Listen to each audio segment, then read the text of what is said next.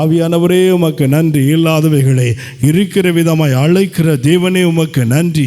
முடியாதவைகளை முடிய பண்ணுகிற ராஜாவே உமக்கு நன்றி நன்றி நன்றி. உமக்கு நன்றி செலுத்துகிறோம், நன்றி செலுத்துகிற ராஜா. நன்றியோடு கூட துதிக்கிறோம் துதிக்கிறோம் துதிக்கிறோம் துதிக்கிறோம். சர்வ மகிமையுள்ள தேவனாகிய கர்த்தாவே, நாங்கள் உம்மை துதிக்கிறோம்ப்பா. உமக்கு நன்றி செலுத்துகிறோம், நன்றி செலுத்துகிறோம் ராஜா. உமக்கு நன்றி ஆண்டவரே. ஹல்லேலூயா ஹல்லேலூயா ஹல்லேலூயா. எல்லா கரங்களை உயர்த்தி Thank you Lord. திருப்பாதம் நம்பி வந்தே, கிருபை நீரை இயேசுவே, தமதன்பை கண்டடைந்தே, தேவ சமூகத்திலே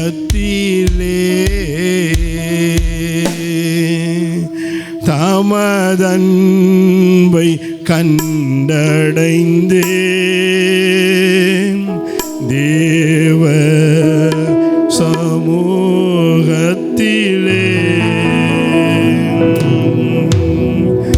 உம்மை ஊக்கமாய் நோக்கி பார்த்தே, உண்மையாய் வெட்கம் அடையே, உம்மை ஊக்கமாய் நோக்கி பார்த்தே, உண்மையாய் வெட்கம் அடையே, தமது முகப்பிரகாசம்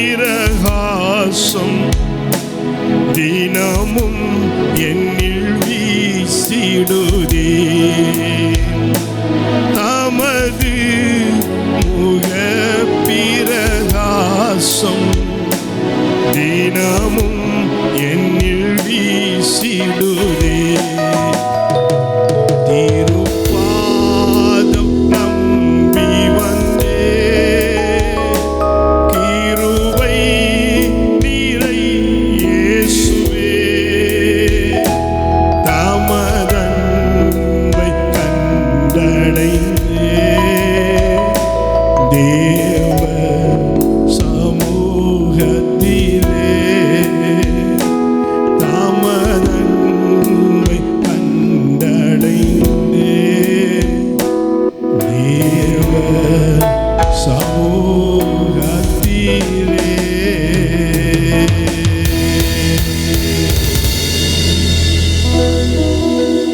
அன்பின் பரலோக பிதாவே, உமக்கு ஸ்தோத்திரம்.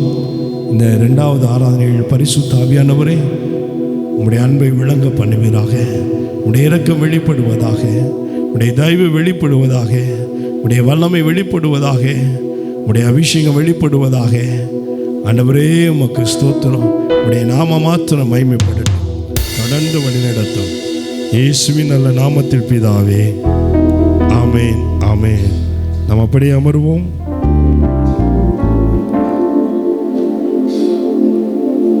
கரம் உயர்த்தி ஒரு அல்லேலூயா சொல்லுவோமே. ஹல்லேலூயா ஹல்லேலூயா. நம் இயேசு நல்லவர். ஆமேன். நாம் ஆராதிக்கிற இயேசு ரொம்ப ரொம்ப ரொம்ப நல்லவர். பக்கத்தில் கையை பிடிச்சு சொல்லுங்க, இயேசு ரொம்ப ரொம்ப நல்லவர். ஹல்லேலூயா. அவர் ஒருவரே ஆராதனைக்கு தகுதியான தேவன், அவர் ஒருவரே மாட்சிமையுடைய தேவன், அவர் ஒருவரே மாறாத தேவன். அவருக்கு நேற்றும் இன்றும் என்றும் மாறாத தேவன் ஒரு பெயர் உண்டு. ஹல்லேலூயா ஹல்லேலூயா. ஆமென். தொடர்ந்து ஒரு சில பாடல்களை பாடி நாம் கர்த்தருடைய நாமத்தை நாம் மகிமைப்படுத்துவோம். ஆராதனைக்கு தகுதியான தெய்வம் இயேசு நீர் மாத்திரமே. முழு உலகத்திற்கும் பொதுவான தெய்வம் இயேசு நீர் மாத்திரமே.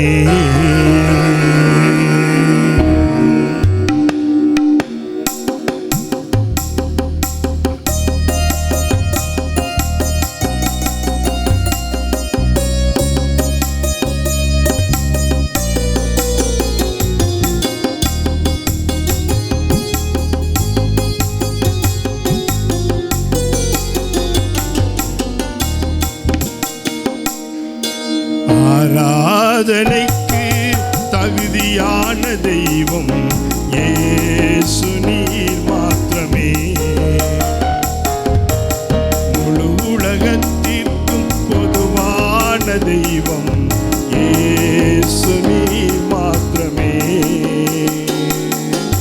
ஆராதனைக்கு தகுதியான தெய்வம் இயேசு நீர் மாத்திரமே.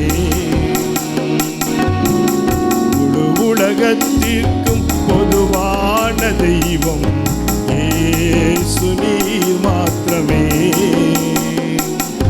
இயேசு நீர் மாத்திரமே. இயேசு நீர் மாத்திரமே. இயேசு. எல்லா கரங்களை உயர்த்தி அவரை பார்த்து சொல்லுவோமே. நீர் மாத்திரமே. இயேசு நீர் மாத்திரமே. இயேசு நீர் மாத்திரமே. ஆராதனைக்கு தகுதியான தெய்வம் இயேசு நீர் மாத்திரமே. முழு உலகத்திற்கு பொதுவான தெய்வம் இயேசு நீர் மாத்திரமே.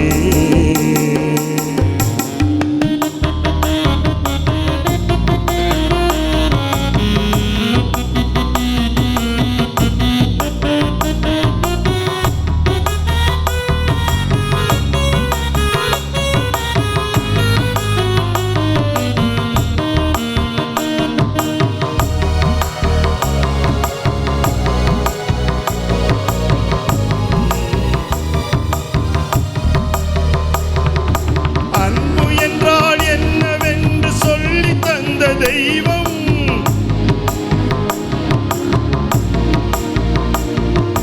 பெரும்பாவி மனம் மாற ஏங்குகின்ற தெய்வம்.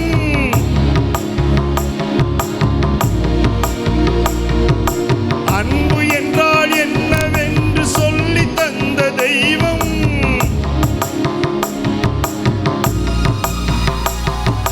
பெரும்பாவி மனம் மாற ஏங்குகின்ற தெய்வம்.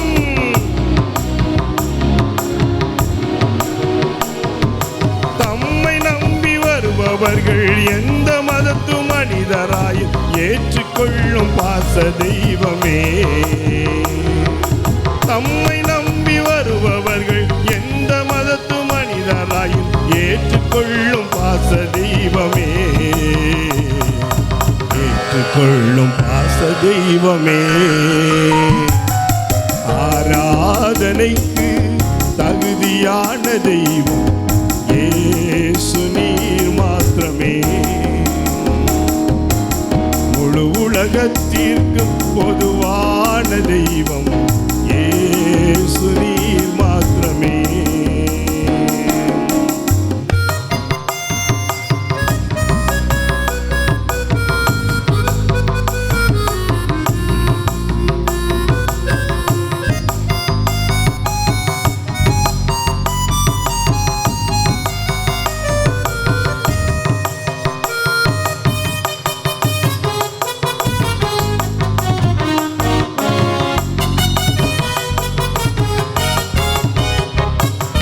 பாவத்தை சுட்டி காட்டி கண்டித்து நட்டும் தெய்வம்.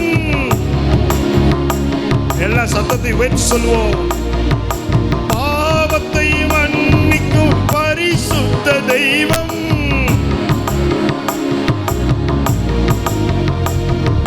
பாவத்தை சுட்டி காட்டி கண்டித்து நட்டும் தெய்வம்.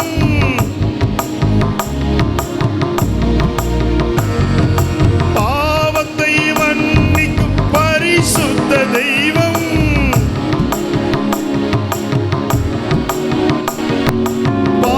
பாவத்திலிருந்து விடுதலை தருகின்ற தெய்வம் நீர் மாத்திரமே.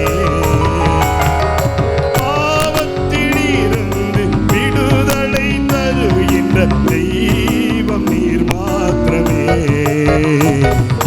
தெய்வம் நீர் மாத்திரமே. ஆராதனைக்கு தகுதியான தெய்வம் இயேசு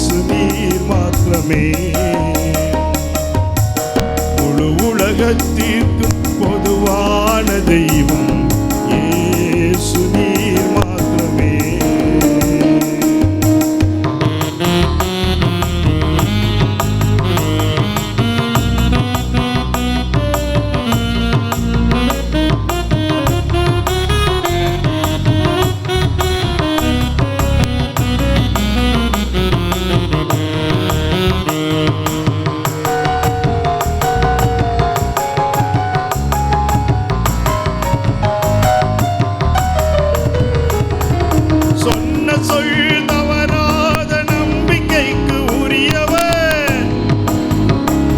கரங்களை உயர்த்தி பாரபட்சமில்லாத நேர்மையுள்ள தெய்வம்,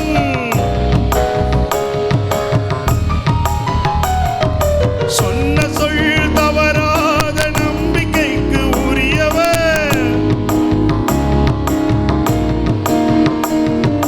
பாரபட்சமில்லாத நேர்மையுள்ள தெய்வம்,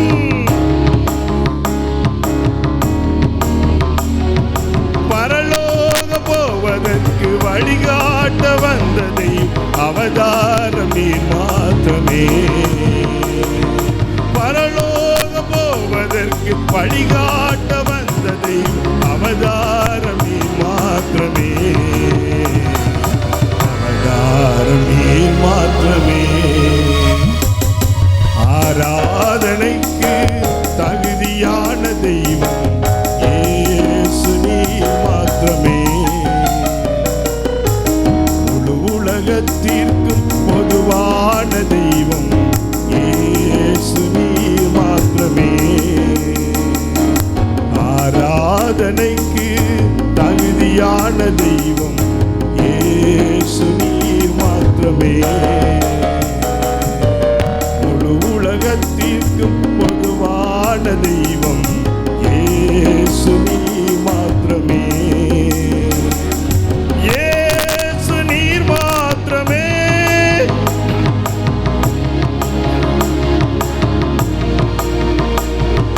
இயேசு நீர் மாத்திரமே.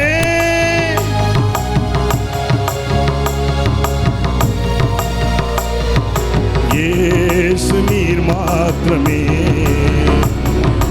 இயேசு நீர் மாத்திரமே. இயேசு நீர் மாத்திரமே. இயேசு எல்லா கரங்களும் உயர்த்தி அவரை பார்த்து சொல்லுவோம், கூப்பிடுவோம். இயேசு நீர் மாத்திரமே.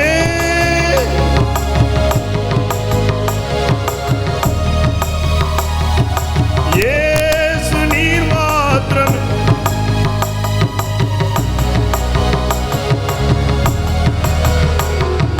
இயேசு நீர் மாத்திரமே. இயேசு நீர் மாத்திரமே. இயேசு நீர் மாத்திரமே. இயேசு நீர் மாத்திரமே. இயேசு நீர் மாத்திரமே. கரங்களை தட்டி கர்த்தருடைய நாமத்தை மகிமைப்படுத்துவோம். ஹல்லேலூயா. சொன்ன சொல் தவறாத தெய்வம். ஹல்லேலூயா.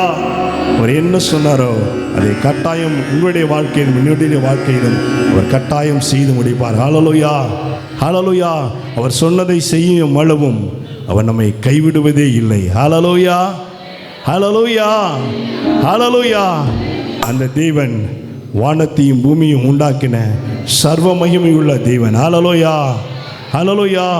வானோர் பூதலத்தோர் பூமியின் கீழானோர் முழங்கால்கள் யாவும் முடங்கும்படியாக உயர்த்தப்பட்ட உன்னதமான நாமம் இயேசுவின் நாமம். ஹல்லேலூயா. ஹல்லேலூயா. அது ஆறுதல் தருகிற நாமம், அது அணைத்துக் கொள்கிற நாமம், அது பாசமுள்ள நாமம், அது பரிந்து பேசுகிற நாமம், அது விடுதலை கொடுக்கிற நாமம், அது விண்ணப்பத்தை கேட்கிற நாமம். ஹல்லேலூயா. ஹல்லேலூயா. அந்த நாமத்தை நாம் உயர்த்துவோம்.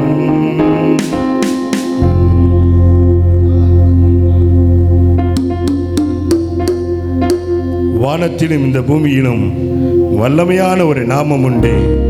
மனுஷருக்குள்ளே வல்லமையான வேறொரு நாமம் இல்லை. ஹல்லேலூயா. ஹல்லேலூயா. ஆமென்.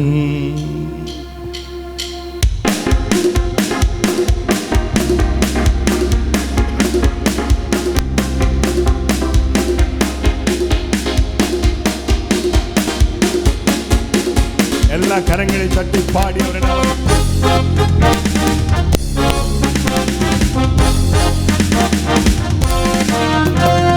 வானத்திலும் இந்த பூமியிலும் வல்லமையான ஒரு நாமம் உண்டு. வானத்திலும் இந்த பூமியிலும் வல்லமையான ஒரு நாமம் உண்டு. மனுஷருக்குள்ளே வல்லமையான வேறொரு நாமம் இல்லை. மனுஷருக்குள்ளே வல்லமையான வேறொரு நாமம் இல்லை.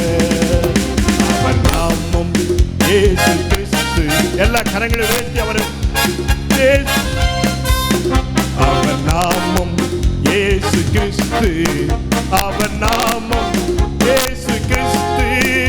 அவர் நாமம் இயேசு கிறிஸ்து. அவர் நாமம் இயேசு கிறிஸ்து. அவர் நாமம் இயேசு கிறிஸ்து. அவர் நாமம் இயேசு கிறிஸ்து.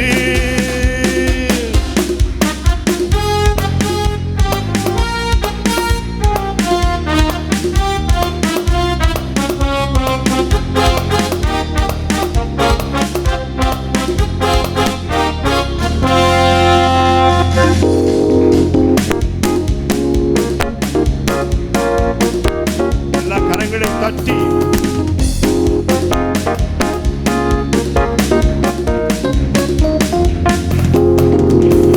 நாமத்தில் மன்னிப்பு உண்டு.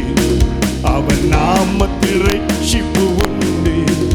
அவன் நாமத்தில் மன்னிப்பு, அவன் நாமத்தில் ரட்சிப்பு உண்டு.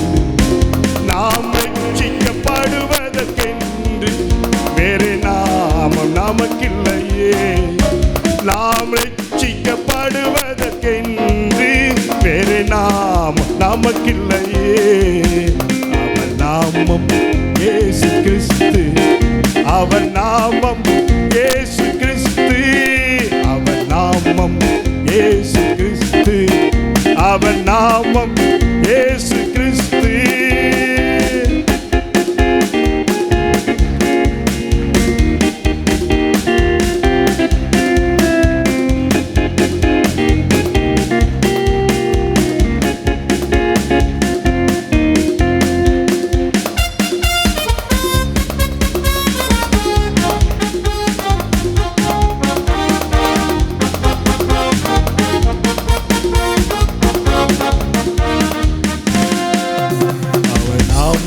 பேய்கள் ஓடும், எல்லா செய்வினை கட்டுகள் முறியும். அவர் நாமத்தில் பேய்கள் ஓடும், எல்லா செய்வினை கட்டுகள் முறியும். நாம் விடுதலை அடைவதற்கென்று வேறு நாமம் நமக்கில்லையே. நாம் விடு அடைவதற்கென்று வேறு நாமம் நமக்கில்லையே. அவர் நாமம் இயேசு கிறிஸ்து. எல்லா கரங்களை உயர்த்தி அவருடைய நாமத்தை உயர்த்துவோம். அவர் நாமத்தை உயர்த்த உயர்த்த நமக்கு விடுதலை. அவருடைய நாமத்தை சொல்ல சொல்ல நமக்கு ஒரு வாழ்வு. அவர் நாமம் இயேசு கிறிஸ்து. அவர் நாமம் இயேசு கிறிஸ்து. அவர் நாமம் இயேசு கிறிஸ்து. அவர் நாமம் இயேசு கிறிஸ்து.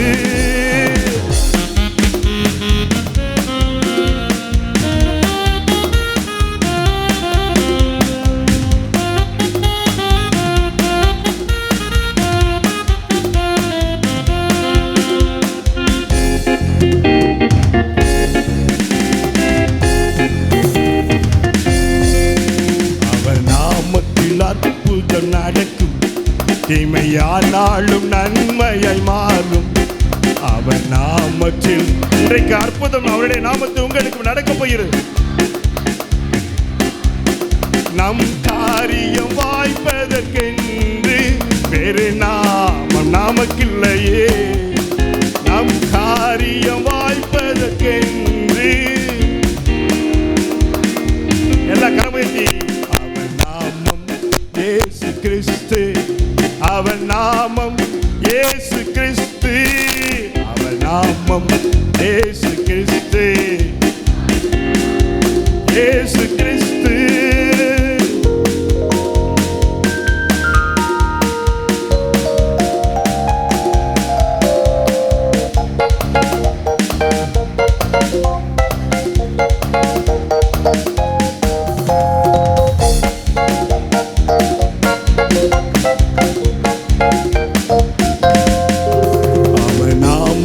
பரிசுத்தம் உண்டு, நமக்கு நித்திய ஜீவனும் உண்டு.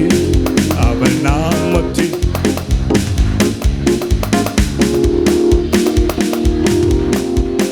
நித்தம் அவரோடு வாழ்வதற்கென்று வேறு நாமம் நமக்கில்லையே.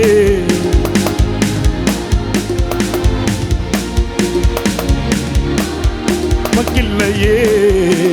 அவர் நாமம் இயேசு கிறிஸ்து, அவர் நாமம் இயேசு கிறிஸ்து, அவர் நாமம் இயேசு கிறிஸ்து, அவர் நாமம் இயேசு கிறிஸ்து. அவர் நாமத்தில் ஆரோக்கியம் உண்டு, கொடியாதி முடிவதில் உண்டு. அவர் நாமத்தில் ஆரோக்கியம் உண்டு, கொடுவியாதியின் முடிவதில் உண்டு. நாம் சுகமுடன் வாழ்வதற்கென்று வேறு நாமம் நமக்கில்லையே. நாம் சுகமுடன் வாழ்வதற்கென்று வேறு நமக்கில்லையே. அவர் நாமம் இயேசு கிறிஸ்து. உயர்த்துங்க அந்த உங்க கரங்களை உயர்த்தி இயேசு என்று கூப்பிட்ட உடனே அவர் அசையாமல் நின்றாராம். இயேசு என்ற நாமத்திலே நாம் அவரை அழைக்கும் பொழுது சத்தத்துக்கு அவர் பதில் கொடுக்கிறார்.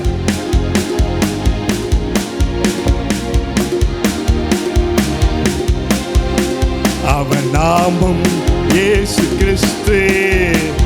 சத்தத்தை உயர்த்தி பாடி அவரை மகிமைப்படுத்துவோம். அவர் நாமம் இயேசு கிறிஸ்து, அவர் நாமம் இயேசு கிறிஸ்து, நாமம் இயேசு கிறிஸ்து, அவர் நாமம் இயேசு கிறிஸ்து. அவர் நாமத்தில் வாசல்கள் திறக்கும், பெரும் பர்வதம் மெழுகு போல் உருகும். அவர் நாமத்தில்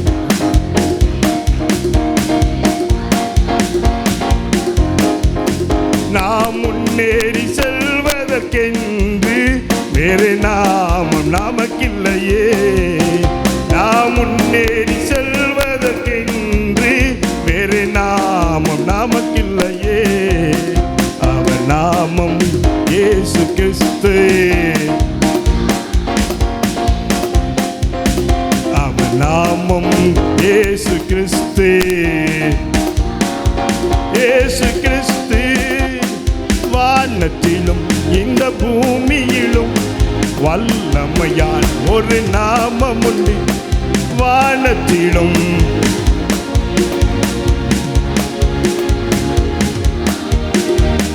மனுஷருக்குள்ளே வல்லமையால் வேறொரு நாமம் இல்லை. மனுஷருக்குள்ளே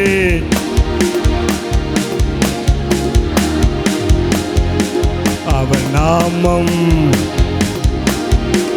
அவர் நாமம் இயேசு கிறிஸ்து, அவர் நாமம் இயேசு கிறிஸ்து, அவர் நாமம் இயேசு கிறிஸ்து, அவர் நாமம் இயேசு கிறிஸ்து, அவர் நாமம் இயேசு கிறிஸ்து.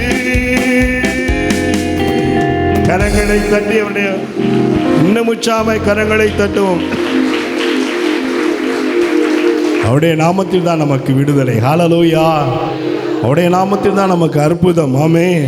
அவன் என்னிடத்தில் வாஞ்சியா இருக்கிறபடியினால் அவனை விடுவிப்பேன், என் நாமத்தை அவன் அறிந்திருக்கிறபடியினால். ஹல்லேலூயா. அவன் என் நாமத்தை அறிந்திருக்கிறபடியினால் அவனை உயர்ந்த அடைக்கலத்தில் வைப்பேன். ஹல்லேலூயா. இந்த பூமியிலே எல்லாத்துக்கும் அடைக்கலம் உண்டு. ஹல்லேலூயா. ஆனால் உங்களுக்கும் எனக்கும் உயர்ந்த அடைக்கலம், ஒரு உயர்ந்த அடைக்கலம். ஹல்லேலூயா. உயர்ந்த அடைக்கலம். பக்கத்தில் கையை பிடிச்சு சொல்லுங்க, உங்களுக்கும் எனக்கும் தேவன் ஒரு உயர்ந்த அடைக்கலத்தை வைத்திருக்கிறார். ஹல்லேலூயா.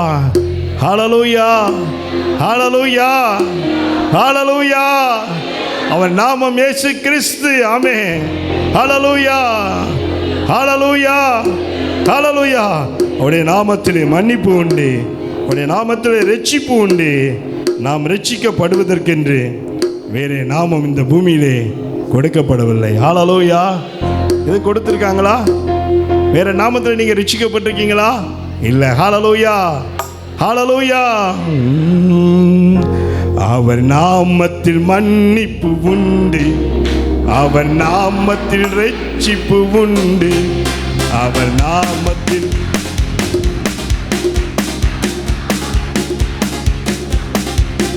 நாம் ரட்சிக்கப்படுவதற்கென்று வேறு நாமம் நமக்கில்லையே. நாம் ரட்சிக்க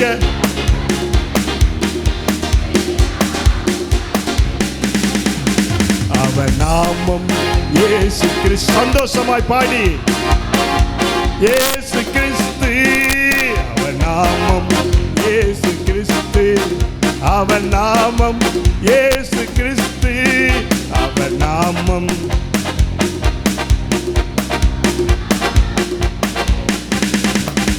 அவர் நாமம் இயேசு கிறிஸ்து, இயேசு கிறிஸ்து. அவர் இயேசு கிறிஸ்து. ஹல்லேலூயா, ஹல்லேலூயா. ஆமென். தேவன் ரொம்ப நல்லவர். ஹல்லேலூயா. மற்றொரு பாடலை பாடி அவருடைய நாமத்தை நாம் மகிமைப்படுத்துவோம். நாம் நிற்பதும் நிர்மூலமாகாமல் இருப்பதும் தெய்வ கிருபையே.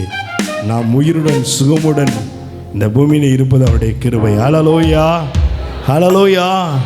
காலைதோறும் அவருடைய கிருபைகள் புதியது. ஆமென். ஹல்லேலூயா. நேற்று இருந்தவர்கள் இன்றைக்கு இல்லை, ஆனால் உங்களுக்கும் எனக்கும் தேவன் ஜீவனை கொடுத்து கிருபை கொடுத்து இந்த நாளை காண செய்திருக்கிறார். ஆராதனைக்கு அழைத்து வந்திருக்கிறார். ஹல்லேலூயா, கிருபை. ஆமென்.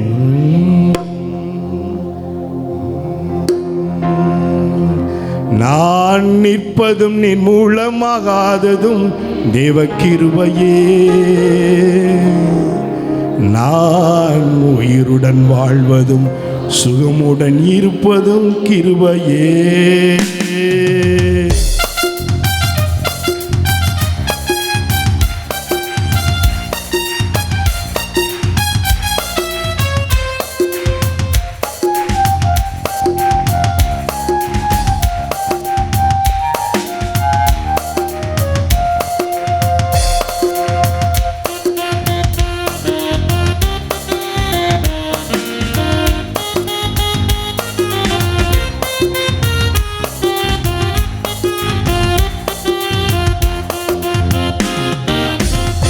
நான் நிற்பது நின் மூலமாகாததும் தேவ கிருபையே. நான் உயிருடன் வாழ்வதும் சுகமுடன் இருப்பதும் கிருபையே. நான் நிற்பதும் நின் மூலமாகாததும் தேவ கிருபையே. நான் உயிருடன் வாழும் சுகமுடன் இருப்பதும் கிருபையே. கிருபையே, தேவ கிருபையே, தேவ கிருபையே, தேவ கிருபையே. கிருபையே, தேவ கிருபையே, தேவ கிருபையே. நிற்பது மூலமாகாததும் தேவ கிருபை. நான் உயிருடன் வாழும் சுகமுடன் இருப்பதும் கிருபையே. நான் நிற்பதும் நின் மூலமாகாததும் தேவ கிருபையே.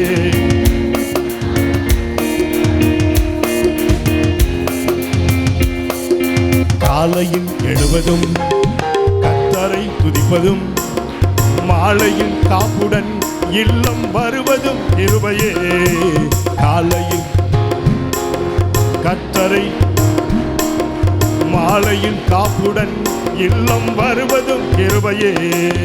போக்கிலும் வரத்திலும் தொலைதூர பயணத்திலும் போக்கிலும் வரத்திலும் தொலைதூர பயணத்திலும் பாதம் கல்லிலே இடராமல் காப்பதும் கிருபையே. பாதம் கல்லிலே இடராமல் காப்பதும் கிருபையே. கிருபையே, தேவ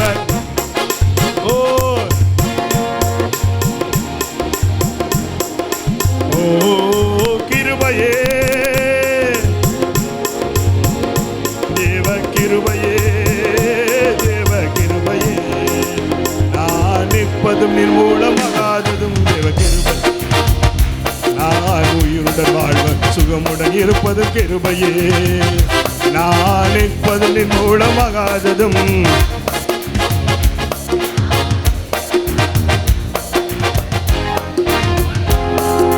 அக்கினி நடுவினிலே என்னை எரித்துடனே நாளும் தூதனாக நின்று என்னை காப்பதும் கிருபையே.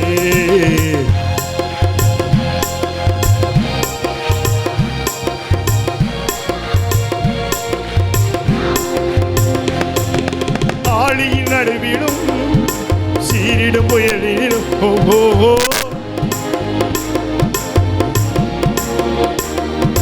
நீர் நடந்து வந்து என்னை காப்பதும் கிருபையே. ஓஹோ நீர் நடந்து வந்து கிருபையே. ஆமாண்டவரே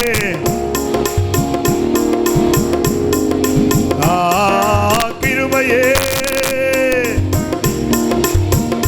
தேவ கிருபையே. நான் நிற்பதும் நிர்மூலமாகாததும் தேவ கிருபையே. நான் உயிருடன் வாழ்வதும் நான் நிற்பதும் நிர்மூலமாகாததும்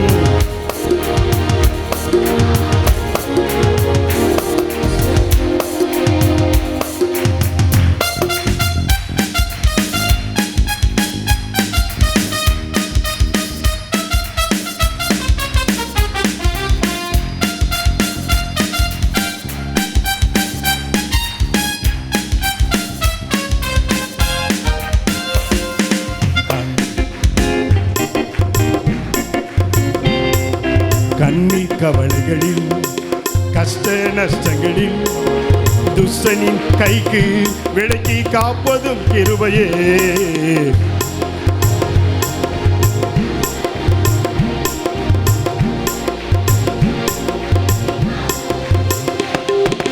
ஆட்சி தேற்றியே அரவணை தீடும் ஓஹோ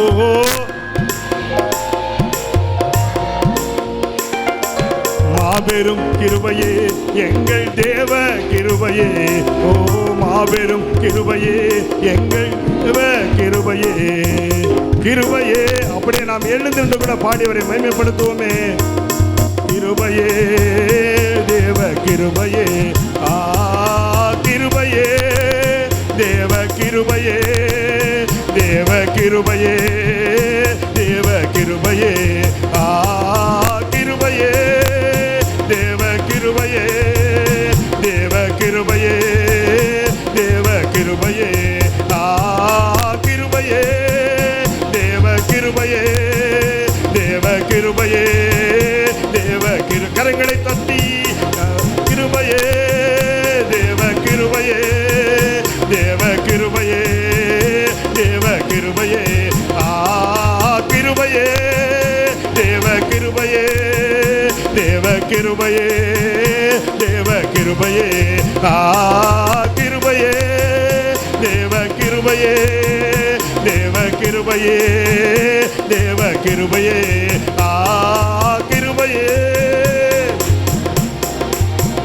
தேவ கிருபையே. தேவ கிருபையே. கிருபையே ஆண்டவரே உம்முடைய கிருபையே ஒரு அளவில்லாத கிருபையே.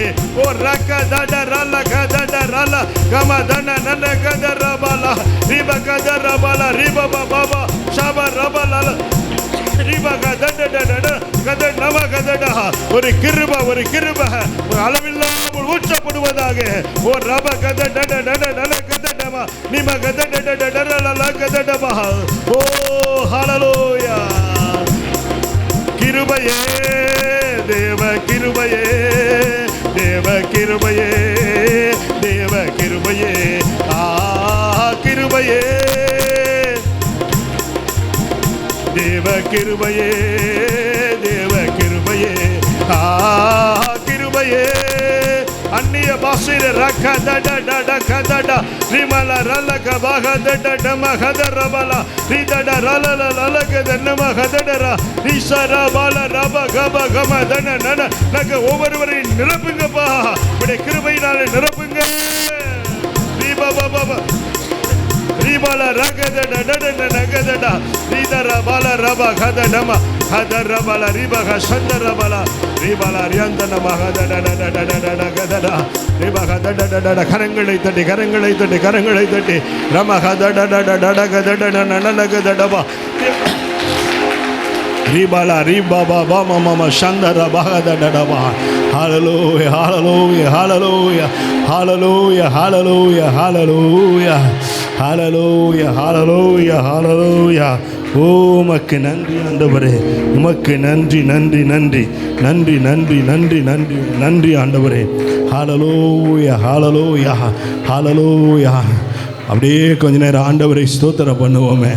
ஓ தேவன் நம்மை நடத்தி வந்த விதங்கள் 2 மாதம் முடித்து இந்த 3வது மாதத்திற்குள்ளே இந்த 16ஆம் தேதி வரையிலும் நம்மை நடத்தி வந்திருக்கிறார். எவ்வளோ நல்ல ஆண்டவர் அவர்.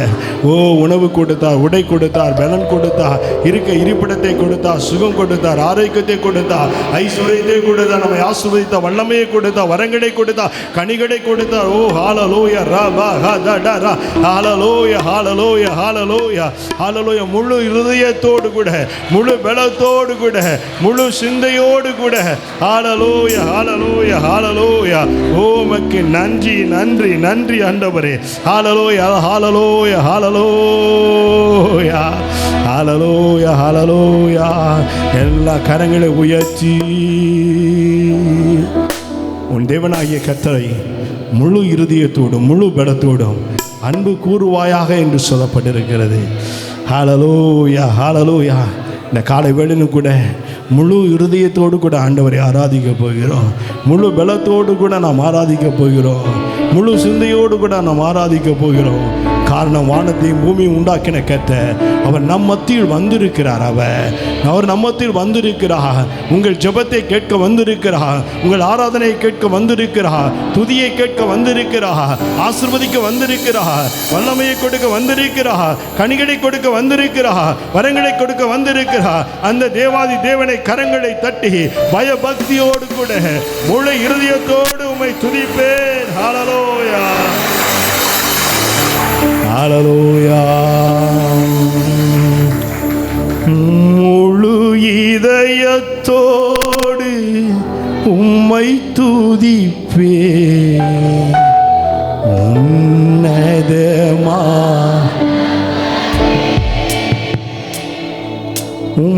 அதிசயங்கள் எல்லாம்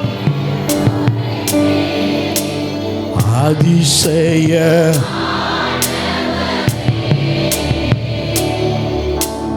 முழு இதயத்தோடு எல்லா கரங்களை உயர்த்தி அந்த பரிசுத்த தேவனை உங்கள் பரிசுத்த கரங்களை உயர்த்தி அதிசயங்கள் எல்லாம் அதிசய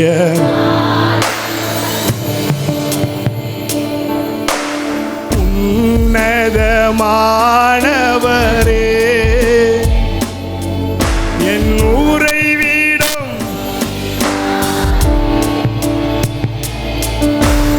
உன்னத என் உறைவிடம்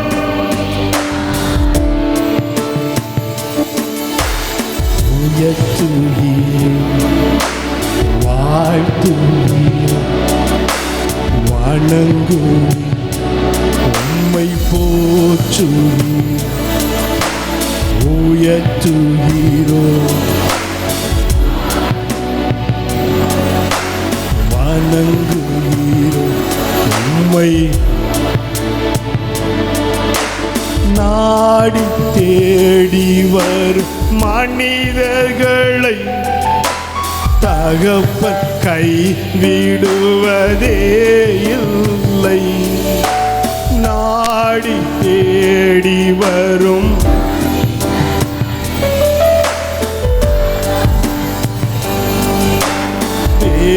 இல்லை ஒருபோதும் கைவிடுவதே. அவர் கைவிடாத தேவன். அவர் ஒருபோதும் கைவிடுவதே இல்லை. உன்னத என் ஊரை வீடும்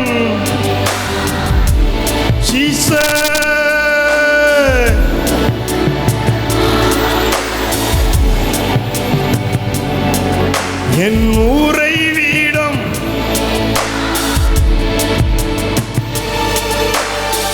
உயர்த்துகிறேன், வாழ்த்துகிறேன், வணங்குகிறேன் உம்மை, உயர்த்துகிறோம்.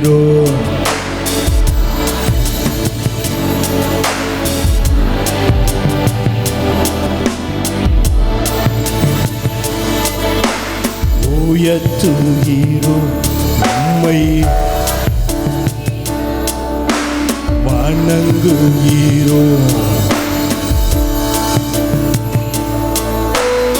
எழுந்த என் ஆண்டவர், எதிரி கை ஓங்க விடாதே. ஆண்டவரே ஜெபம் பண்ணுங்க. எத்தனை எதிரிகள் வந்தாலும் அது கைகளை அவர் குறுகி போவார்கள்.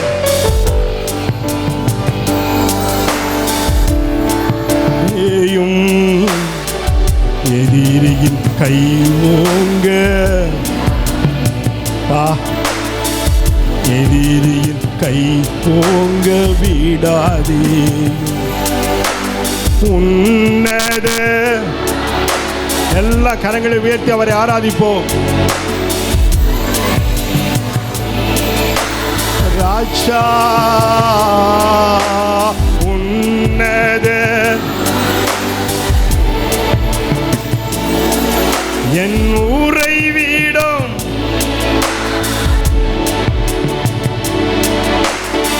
உயர்த்துகிறேன், வாழ்த்துகிறேன், வணங்குகிறேன் உம்மை, போற்றுகிறேன், உயர்த்துகிறோம், வாழ்த்துகிறோம்,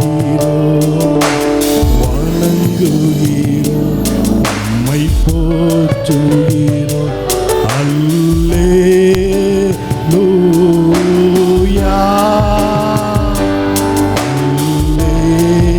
அல்லேலூயா,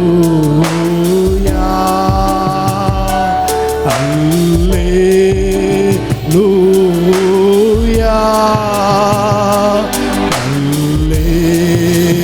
அல்லேலூயா, அல்லே. ஆண்டவரே உம்முடைய நாம மாத்திரம் மகிமைப்படட்டும்பா. உயர்த்துகிற ஒவ்வொருவரையும் ஆசீர்வதியும். எந்த மனிதனையும் ஆண்டவரை மேன்மைப்படுத்தும், பலப்படுத்தவும் உம்முடைய கரம் ஒன்று போதும். ஆண்டவரே நீ உயர்த்துவீராக, மேன்மைப்படுத்துவீராக, பலப்படுத்துவீராக. ஆராதிக்கிற ஒவ்வொருவரையும் நீர் ஆசீர்வதியும். ஹல்லேலூயா. எல்லா கனமையுமே துதி ஸ்தோத்திரம் உமக்கே செலுத்துகிறோம். இயேசுவின் நல்ல நாமத்தில் பிதாவே, ஆமென், ஆமென். நம்ம அப்படியே அமருவோம். என்னாகும் 14:24. என்னாகும் புத்தகம் 14ஆம் அதிகாரம் 24ஆம் வசனம். எடுத்துட்டிங்களா? எந்த பக்கம் இருக்குன்னு? ஆதியாகமோ, யாத்திராகமோ, லேவியராகமோ, என்னாகமோ. அடுத்து உபாகமுக்கு முன்னாலேயும் லேவியராமுக்கு முன்னாலேயும் உபாகமத்துக்கு பின்னாலே இருக்குது. என்ன புத்தகம் 14ஆம் அதிகாரம் 24ஆம் வசனம். எல்லாம் சேர்ந்து வாசிப்போமா? எல்லோரும் சேர்ந்து என்னுடைய தாசனாகிய காலேப் வேறே ஆவி உடையவனாய் இருக்கிறபடியினாலும் உத்தமமாய் என்னை பின்பற்றி வந்தபடியினாலும் அவன் போய் வந்த தேசத்தில் அவனை சேர பண்ணுவேன். அவன் சந்ததியார் அதை சுதந்தரித்து கொள்ளுவார்கள். அல்லேலூயா, அல்லேலூயா. தேவனுடைய பரிசுத்த நாமம் மகிமைப்படுவதாக. காலேப்பை குறித்து ஆண்டுடைய வார்த்தை சொல்கிறது, அவன் வேறே ஆவி உடையவனாய் இருக்கிறபடினாலும் உத்தமமாய் தேவனை பின்பற்றி வந்தபடினாலும் அவனுக்கு ஆண்டவர் கொடுத்த என்ன வார்த்தை, அவன் போய் வந்த தேசத்தை அவனை சேர பண்ணுவேன். அவன் சந்ததியார் அதை சுதந்தரித்து கொள்ளுவார்கள் என்று கர்த்தருடைய வார்த்தை சொல்லுகிறது. ஆண்டுடைய பரிசுத்த நாமம் மகிமைப்படுவதாக. காலேப் என்னச்சுன்னா வேறே ஆவி உடையவனாக இருந்தான். கர்த்தரை உத்தமமாய் பின்பற்றினான். அப்படி உத்தமமாய் பின்பற்றதுனால அவன் எந்த தேசத்தை போய் வேவு பார்த்து வந்தானோ அந்த தேசத்தில் ஆண்டவர் என்னச்சுன்னா அவன் கூட இருக்கிற எத்தனையோ நபர்களை சேர முடியாமல் போன பொழுது இவனை மட்டும் என்னச்சுன்னா சேருவதற்கு, இவனையும் யோசுவாவையும் சேருவதற்கு கர்த்தர் உதவி செய்தார். அது மட்டுமல்ல, அவன் சந்ததியார் அதை சுதந்தரித்து கொள்ள கர்த்தர் கிருபை கொடுத்தார். அல்லேலூயா, தேவனுக்கு மகிமை உண்டாது. இதிலிருந்து சில காரியத்தை உங்களோடு கூட இந்த காலை நேரத்தில் பேச ஆசைப்படுகிறேன். காளை அப்படின்னு சொன்னால் திராணி உள்ளவன் அப்படின்னு அர்த்தம். காளை பின்ன அதுக்கு அர்த்தம் என்ன? திராணி உள்ளவன். அதாவது என்ன, நம்ம பாசையில் தெம்பு உள்ளவன். என்ன உள்ளவன்? தெம்பு உள்ளவன். இன்னொன்று சொன்னால் துணிவு உள்ளவன், துணிவு உள்ளவன். இன்னொன்று சொன்னால் தைரியம் உள்ளவன். இன்னொரு டெஃபனிஷனில் பார்த்தா அவன் தைரியம் உள்ளவன். அப்போ அந்த காளைப்பு என்பதற்கு அர்த்தம் திராணி உள்ளவன், தெம்பு உள்ளவன், துணி உள்ளவன், தைரியமுடையவன். கர்த்தருக்கு மகிமை உண்டு. இப்படிப்பட்ட என்னச்சுன்னா சுபாவத்தை பெற்றுக்கொண்டவன் அந்த என்னச்சுன்னா காளை. கர்த்தருக்கு மகிமை உண்டாவதாக. அவனுக்கு என்னச்சுன்னா வேதம் சொல்லுகிறது, அவன் தேவ ஆவியை பெற்ற உடையவனாக இருந்தான் என்று வாசிக்கிறோம். ஆண்டவர் இயேசு சொல்லும் பொழுது என்ன சொன்னார், நீங்கள் இன்ன ஆவி உள்ளவர்கள் என்று அறியாதிருக்கிறீர்களா அப்படின்னு சொன்னார். நம்ம என்ன ஆவி உள்ளவர்கள் என்பதையும் கர்த்தர் நமக்கு என்ன சுட்டி காண்பிக்கிறார். எனவே இந்த உலகத்தின் ஆவிக்கும் நமக்குள்ளே இருக்கிற ஆவிக்கும் வித்தியாசம் இருக்கிறது. ஆண்டவருக்கு மகிமை உண்டாவதாக. எனவே காளைப்புக்குள்ளே என்ன ஸ்தோத்திரம், ஒரு விசேஷித்த ஆவி இருந்தது. எப்படி எண்ணெய் இல்லாத விளக்கு வெளிச்சம் என்னச்சுன்னா கொடாதது போல அவனுக்குள்ளே என்னச்சுன்னா ஒரு வெளிச்சத்திற்கு முக்கிய காரணமாக அந்த விளக்குக்குள்ளே இருப்பது எண்ணெய் எப்படி இருந்ததோ அதே போல என்னச்சுன்னா ஸ்தோத்திரம் அவனுக்குள்ளா ஒரு விசேஷித்த ஆவி அவனுக்குள்ளாய் காணப்பட்டது. ஆண்டவருக்கு மகிமை உண்டாவது. எனவே தேவன் நம்மை வழிநடத்த, தேவன் நமக்கு வழிகாட்ட, நமக்கு என்ன தேவ ஆவியை பெற்ற ஒரு நபராக நீங்களும் நானும் காணப்பட வேண்டும். ஆண்டவர் என்ன ஸ்தோத்திரம் இந்த உலகத்தில் வந்து அவர் என்ன 3 ஆண்டுகள் தன்னுடைய ஊழியத்தை நிறைவேற்றி கல்வாரி சிலுவையில் இயேசு மரித்து 3ஆம் நாளை உயிரோடு கூட எழும்பின உடனே தம்முடைய சீஷர்களை பார்த்து ஆண்டவர் சொன்ன வார்த்தை என்ன? அப்போஸ்தலர் நடவடிக்கைகள் புத்தகம் 1ஆம் அதிகாரம் 4ஆம் வசனம் 5ஆம் வசனத்தில் வாசிக்கும் பொழுது அங்கே தேவனுடைய வார்த்தை இப்படி சொல்லுகிறது. ஆமென். அப்போஸ்தலர் 1:4-5 ஆகையால் நீங்கள் எருசலேமை விட்டு போகாமல் என்னிடத்தில் கேள்விப்பட்ட பிதாவின் வாக்குத்தத்தம் நிறைவேற காத்திருங்கள் என்று சொன்னார். எருசலேமை விட்டு நீங்க போகக்கூடாது. நான் உங்களுக்கு சொன்ன வாக்குத்தத்தம் நிறைவேற மட்டும், நீங்கள் பெற்றுக்கொள்ள மட்டும் நீங்க காத்திருக்கணும் அப்படின்னு தேவன் நினைச்சுனா கட்டளையிட்டார் என்று சொல்லப்பட்டிருக்கு. 5ஆம் வசனத்தில் பாருங்க. 5ஆம் வசனத்தில் 4ஆம் வசனம் பாருங்க. அன்றியும் அவர் அவனை கூடி வந்திருக்கும் போது அவர்கள் நோக்கி, யோவான் ஜலத்தினாலே ஞானஸ்நானம் கொடுத்தான், நீங்கள் சில நாளைக்குள்ள பரிசுத்த ஆவியினாலே என்ன செய்வீங்க? ஞானஸ்நானம் பெறுவீங்க.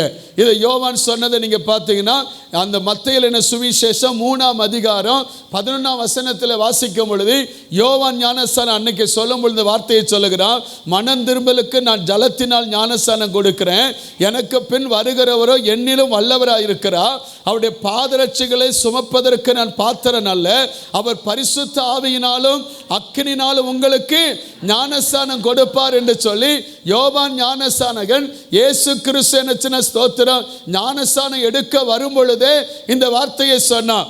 அந்த இயேசு தான் சொல்லுகிறார், ஸ்தோத்திரம், இந்த பரிசுத்த ஆவியை பெற்றுக்கொள்ள மட்டும் நீங்கள் எருசலேமில் காத்திருங்க, அப்போ என்ன பரிசுத்த ஆவியை நீங்க பெற்றுக்கொள்ளுவீங்க, பிதாவின் வாக்குத்தத்தம் நிறைவேறும் என்று சொல்லுகிறார். தேவனுக்கு மகிமை உண்டாவதாக. அதே அப்போஸ்தலர் 1:14 வாசிக்கும் பொழுது அவர்கள் எல்லாரும் ஸ்திரீகளோடும் இயேசுவின் தாயாகிய மரியாளோடும் அவருடைய சகோதரன் கூட ஒருமனப்பட்டு ஜபத்திலையும் வேண்டுதலையும் என்ன செய்தார்கள்? தரித்திருந்தார்கள். 2ஆம் அதிகாரத்தில் பாருங்க. 2:1 வாசிக்கும் பொழுது பெந்தெக்கோஸ்தே என்னும் நாள் வந்த பொழுது அவர்கள் எல்லாரும் ஒருமனப்பட்டு ஓரிடத்தில் வந்திருந்தார்கள். அப்பொழுது பலத்த காற்றடிக்கிற முழக்கம் போல வானத்திலிருந்து சடிதியா ஒரு முழக்கம் உண்டாகி அவர் உட்கார்ந்த வீடு முழுவதையும் நிரப்பிட்டு, 3 அல்லாமலும் அக்கினிமயமான நாவுகள் போல பிரிந்திருக்கிற நாவுகள் அவர்கள் காணப்பட்டு அவர்கள் ஒவ்வொரு பேரும் வந்து என்ன அமர்ந்தது. 4 அவர்கள் எல்லாரும் பரிசுத்த ஆவியினாலே நிரப்பப்பட்டு ஆவியானவர் தங்களுக்கு தந்தரின வரத்தின்படியே வெவ்வேறு பாஷையில் என்ன செய்தார்களா, பேச தொடங்கினார்கள். அல்லேலூயா சொல்லுங்க, அல்லேலூயா. பரிசுத்த ஆவியானவர் வரும் பொழுது ஆண்டவர் என்ன ஸ்தோத்திரம், வெவ்வேறு பாஷையிலே அவர்கள் பேச தொடங்கினார்கள். அதனாலதான் வேதம் நமக்கு கற்றுக் கொடுக்கிறது. யோவான் 14 அதிகாரம் 16 17 வாசிக்கும் பொழுது இயேசு சொல்லும் பொழுது சொல்லுகிறார், நான் பிதாவை வேண்டிக் கொள்ளுவேன், அப்பொழுது என்றென்றைக்கும் உங்களுடனே கூட இருக்கும்படிக்கு சத்திய ஆவியாகிய வேறொரு தேற்றவரானே அவர் உங்களுக்கு தந்தருளுவார். அந்த உலகம் அந்த சத்திய ஆவியானவரை காணாமலும் அறியாமலும் இருக்கிறபடியா அவரை பெற்றுக்கொள்ள மாட்டாது. அவர் உங்களுடனே வாசம் பண்ணி உங்களுக்குள்ளே இருப்பதினால் நீங்கள் அவரை அறிவீர்கள். அல்லேலூயா. அவர் வரும்பொழுது என்ன செய்யப்படும்? 16 அதிகாரத்துக்கு வாங்க. யோவான் 16:13 வாசிக்கும் பொழுது ஆண்டவருடைய வசனம் எப்படி சொல்லுகிறது? சத்திய ஆவியா வரும் பொழுது சகல சத்தியத்துக்குள்ளும் உங்களை கர்த்தர் நடத்துவார். அல்லேலூயா. அவர் தம்முடைய சுயமாய் பேசாமல் தான் கேள்விப்பட்ட யாவையும் சொல்லி வரப்போகிற காரியங்களை உங்களுக்கு அறிவிப்பார். தொடர்ந்து வசனம் சொல்லுகிறது, அவர் பாவத்தை குறித்தும் நீதியை குறித்தும் நியாய தீர்ப்பை குறித்தும் அவர் கண்டித்து உணர்த்துகிற பரிசுத்த ஆவியானவர். கை வைத்தல்ல சொல்லுங்க, அல்லேலூயா. இந்த ஆவியானவர் நமக்குள்ள வருவதனால தேவனுடைய ரகசியங்கள் எல்லாவற்றையும் ஒரு தேவ பிள்ளை அறிந்து கொள்ள முடியும். 1 கொரிந்தியர் 2 அதிகாரம் 10-11 வாசிக்கும் பொழுது அங்கு இப்படி சொல்ல, நமக்கோ தேவன் அவைகளை தமது ஆவியினாலே வெளிப்படுத்தினார். அந்த ஆவியானவர் எல்லாவற்றையும் தேவனுடைய ஆழங்களையும் ஆராய்ந்திருக்கிறார். அடுத்த வசனம் பாருங்க, மனுஷன் ஆவி அன்றி மனுஷனில் எவன் மனுஷனுக்குரிய அறிவான், அப்படி போல தேவனுடைய ஆவி அன்றி ஒருவனும் தேவனுக்குரியவைகள் என்ன செய்ய மாட்டான், அறிய மாட்டான். அடுத்த வசனம் 12 பாருங்க, நாங்களோ உலகத்தின் ஆவியை பெறாமல் தேவனால் எங்களுக்கு அருளப்பட்டவைகளை அறியும்படி தேவனிடத்திலிருந்து புறப்படுகிற ஆவியை பெற்றிருக்கிறோம். ஒரு அல்லேலூயா சொல்லுங்க, அல்லேலூயா. எந்த பரிசுத்த ஆவியை எதற்கு பெற்றிருக்கிறோம்? வேதம் சொல்லு, பரிசுத்த ஆவி உங்களிடத்தில் வரும் பொழுது நீங்கள் பலனடைந்து எருசலேம், யூதேயா, சமேரியா, பூமியின் கடைசி வரையும் எனக்கு சாட்சிகளாய் இருப்பீர்கள். இந்த பரிசுத்த ஆவியை நமக்குள்ள வரும் பொழுது சகல சத்தியத்துக்குள்ள நம்மை நடத்துகிறார். பாவத்தை குறித்து உணர்வு கொடுக்கிறார், நீதியை குறித்து நம்ம கற்றுக் கொடுக்கிறார், நாம் நடக்க வேண்டிய சத்தியத்தை நமக்கு அவர் போதிக்கிறார். அது மட்டுமல்ல, இந்த பரிசுத்த ஆவியை நம்மோடு கூட இருந்து நாம் தொய்ந்து போகிற நேரம் எல்லாம், நாம் பலவீனப்படும் பொழுதெல்லாம் அவர் நமக்கு உதவி செய்கிறவராய் இருக்கிறார், பலப்படுத்துவராய் இருக்கிறார், ஆற்றுகிறவராய் இருக்கிறார், தேற்றுகிறவராய் இருக்கிறார், நமக்கு என்ன சகல காரியத்தையும் போதிக்கிறவராய் இருக்கிறார்.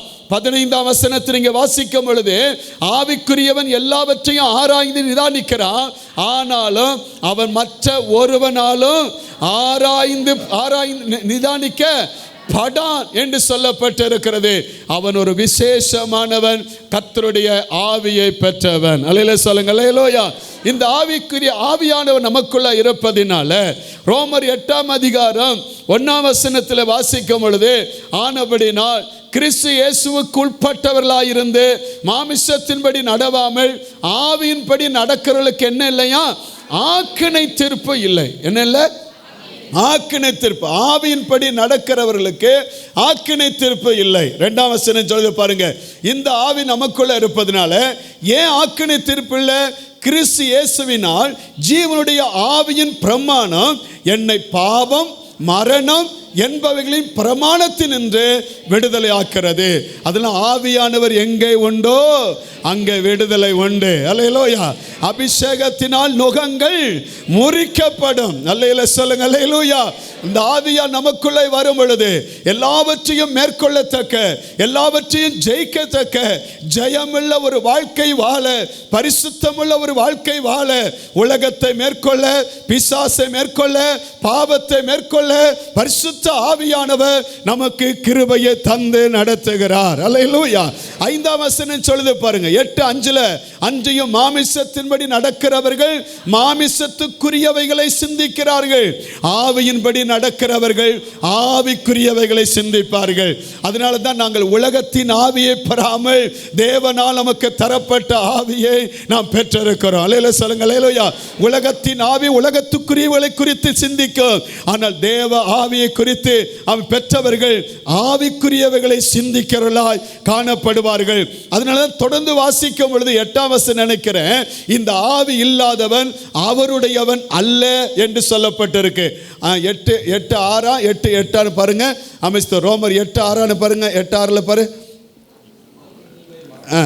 மாமிச சிந்தை ஆவியின் சிந்தை ஜீவனும் சமாதானம். அடுத்த வசனம் பாருங்க. எப்படி என்றால் பகை, அது தேவன் நியாயப்பிரமாணத்துக்கு கீழ்ப்படிய கூடாமலும் இருக்கிறது. அடுத்த வசனம் பாருங்க. மாமிசத்துக்கு உட்பட்டவர்கள் தேவனுக்கு பிரியமாய் இருக்க மாட்டார்கள், இந்த ஆவி இல்லாதவன் அவருடையவன் அல்ல. ஒரு அலையில சொல்லுங்க பாருங்க. இருக்கா? பாருங்க. தேவனுடைய ஆவி உங்களில் வாசமாயிருந்தால் நீங்கள் மாமிசத்துக்கு உட்பட்டவர்களாய் இராமல் ஆவிக்குட்பட்டவர்களாய் இருப்பீர்கள். கிறிஸ்துவின் ஆவி இல்லாதவன் யாருடையவன் அல்ல? தேவனுடையவன் அல்ல. அந்த ஆவி நமக்கு தேவையா தேவையில்லையா? சொல்லுங்க. நீங்க ஆவி இல்லாமல்லாம் சொல்லுதீங்க, ஆவியோடு சொல்லுங்க. தேவையா தேவையில்லையா? சொல்லுங்க. தேவையா தேவையில்லையா? அப்போ உடனே என்னச்சுன்னா நல்லா கையை தட்டணும் அப்படிங்களா? இல்லை, நோ நோ நோ இல்லை, அது இல்லை. உடனே என்னச்சுன்னா எல்லாரும் ட்ரம்ஸ் நல்லா வாசித்து என்னச்சுன்னா எல்லாரும் ஆக்ரோஷமாக என்னச்சுன்னா கத்த நினைக்கிங்களா? நோ, இல்லை, அது இல்லை. ஆவியானவர் நமக்குள்ளே இருந்தால் கிரியைகள் மாறும். என்ன மாறும்? சுபாவங்கள் மாறும். முன்னால் இருந்த சுபாவம் இப்போ இருக்காது. முன்னால் இருக்கிற என்னச்சுன்னா நமக்கு இருக்கிற மாமிச சிந்தைகள், மாமிச எண்ணங்கள், மாமிச என்னச்சுன்னா உணர்வுகளை கர்த்தர் மேற்கொள்ள கிருபையை தருவா. அதனால தான் 8ஆம் அதிகாரத்தில் இங்கே என்னச்சுன்னா 13ஆம் வசனத்தை பாருங்க. 13ஆம் வசனம், மாமிசத்தின்படி பிழைத்தால் சாவீர்கள், ஆவியினாலே சரீரத்தின் செய்கைகளை அழைத்தால். ஒரு அலையில சொல்லுங்க பார்க்கலாம். அப்போ ஒவ்வொரு நாளும் நம்ம ஆவியில் நிறையும் பொழுது எதில் பலன் அடைகிறோம்? ஆண்டவருக்குள்ள பலன் அடைகிறோம். அதனால என்ன செய்யப்படுகிறது? கர்த்தருக்கு மகிமை. மாமிசத்தினுடைய சுபாவங்களை மேற்கொண்டு அந்த சிந்தைகளை மேற்கொண்டு கிறிஸ்துவுக்காக வெற்றி சிறக்க, கிறிஸ்துவின் சித்தத்தை நிறைவேற்ற தேவன் நம்மை நடத்துகிறார். ஆமென். அதனால 14ஆம் வசனம் சொல்லுது பாருங்க, அப்படி நீங்கள் மேலும் எவர்கள் தேவனுடைய ஆவியினாலே நடத்தப்படுகிறார்களோ அவர்கள் தேவனுடைய புத்திரராய் இருக்கிறார்கள். அல்லேலூயா சொல்லுங்க. அல்லேலூயா. ஆமென். அந்த ஆவி இல்லாதவன் அவருடையவன் அல்ல. ஆமென், ஸ்தோத்திரம். அந்த ஆவியை பெறாதவன் மாமிசத்துக்குரியவன். எனவே நீங்கள் தேவனுடைய ஆவியை பெற்றிருந்தால் நீங்கள் ஆவிக்குரியவர்கள் என்று வேதம் நமக்கு கற்றுக் கொடுக்கிறது. அல்லேலூயா சொல்லுங்க. அல்லேலூயா.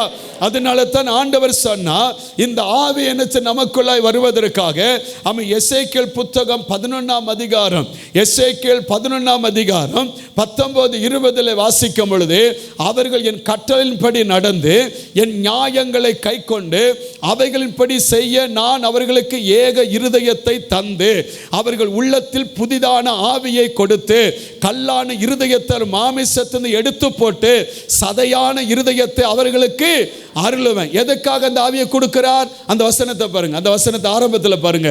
ஆமென், ஸ்தோத்திரம். 19ஆம் வசனம், அவர்கள் என் கட்டளையின்படி நடப்பதற்கு. அதுதான் ஆவியானவர் நமக்கு தந்திருக்கிறார். என் நியாயங்களை கைக்கொண்டு அவைகளின்படி செய்ய நான் அவர்களுக்கு ஏக இருதயத்தை கொடுப்பதற்காக அவங்க உள்ளத்தில் புதிதான ஆவியை நான் கொடுத்திருக்கிறேன். அல்லேலூயா சொல்லுங்க. அல்லேலூயா. இந்த வசனத்தை கைக்கொள்ள, இந்த வசனத்தின்படி நடக்க, இந்த வசனத்தின்படி வாழ பரிசுத்த ஆவியானவர் நமக்கு கொடுக்கப்பட்டிருக்கிறார். அல்லேலூயா. அதனால தான் வேதம் சொல்லுகிறது, காலேப்பு வேற ஆவியை உடையவனாயிருந்து கர்த்தரை உத்தமமாய் பின்பற்றினான். எப்படி பின்பற்றினான்? உத்தமமா. இப்போ உத்தமமாய் பின்பற்றி, அதுக்கு அர்த்தம் என்ன? அமிஸ்தோத சில என்ன காரியத்தை உங்களுக்கு சொல்லுகிறேன். ஆண்டவரை பின்பற்ற அப்போஸ்தலனாகிய பவுல் சொல்லுகிறான், நான் கிறிஸ்துவை பின்பற்றுவது போல நீங்கள் என்னை பின்பற்றுங்கள்.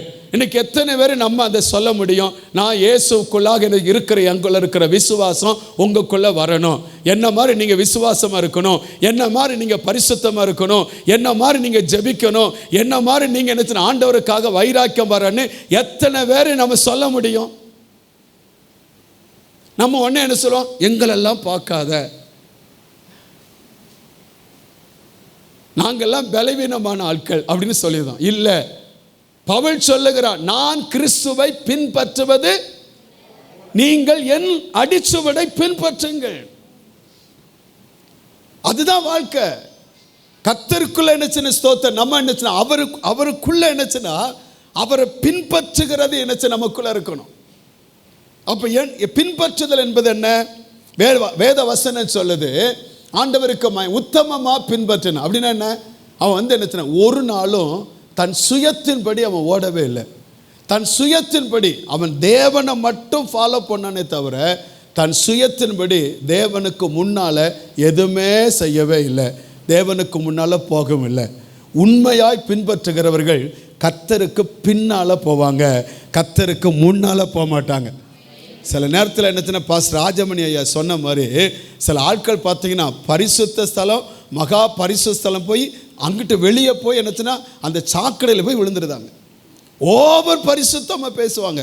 இந்த கேஸுகளை நம்பவே நம்பாதீங்க. அதே நம்ம ஊரில் உள்ள பழமொழி சொல்லுவாங்களே, குறைக்கிற நாய். அதுதான் ரொம்ப என்ன போல ஒருத்தர் இல்லை அப்படின்னு சொல்ல, இந்த கேஸை நம்பாதீங்கன்னு சொல்லுதேன். அது எல்லாம் என்னச்சுன்னா எதெல்லாம் பரிசுத்த மகா பரிசுத்தலத்தையே தாண்டி போன கேஸுகள். அது அங்கே என்ன இருக்கு? இருக்கிற சாணி இருக்கிற என்னச்சுன்னா அந்த கழிவுகள் எல்லாம் கொட்டப்பட்ட இடம் தான் இருக்கு. இன்னைக்கு நம்ம வாழ்க்கையில் என்னச்சுன்னா கிறிஸ்துவை என்னச்சுன்னா பின்பற்ற பழகணும். இயேசு எனக்கு முன்னால் இருக்கணும். இயேசு ஒவ்வொருத்தரையும் அழைச்சார். ஆயத்தூரில் இருக்கிற என்னச்சுன்னா ஆண்டவர் என்னச்சுன்னா அவன் மத்தையை அழைச்சார். அவனை அழைச்சி ஆண்டவர் என்ன சொன்னா, என்னை பின்பற்றி வா அப்படின்னு சொன்னார். எனக்கு முன்னால் போன்னு சொன்னாரா? அடுத்து என்னச்சுன்னா பேதுருவை பார்த்தாரு, வலையை என்னச்சுன்னா அலசிக்கிட்டு இருந்தான். உடனே அவனை பார்த்து என்னச்சுன்னா ஆண்டவர் ஒரு அற்புதம் செஞ்சுட்டு சொன்னார், நீ என்னச்சுன்னா என்னை பின்பற்றி வா, உன்னை என்னச்சுன்னா மனுஷனை பிடிக்கிறவனா ஆக்குவேன் அப்படின்னு ஆண்டவர் சொன்னார். ஆண்டவருக்கு மகிமை உண்டாதா? அதே மாதிரி என்னச்சுன்னா ஸ்தோத்திரம், ஒவ்வொரு நபரை நீங்கள் பாருங்கள், என்ன பின்பற்றி வா அப்படி தான் சொன்னார். நம்ம எல்லாம் என்னச்சுன்னா ஸ்தோத்திரம் கிறிஸ்துவை பின்பற்ற பழகணும். என் முன்னால் கர்த்தர் இருக்கிறா, அவருடைய அடிச்சுவடை நான் பின்பற்றி போகிறேன். ஒரு நாள் அவருக்கு முன்னால் ஓடுகிற முந்திரி கோட்டை மாதிரி இருக்கக்கூடாது.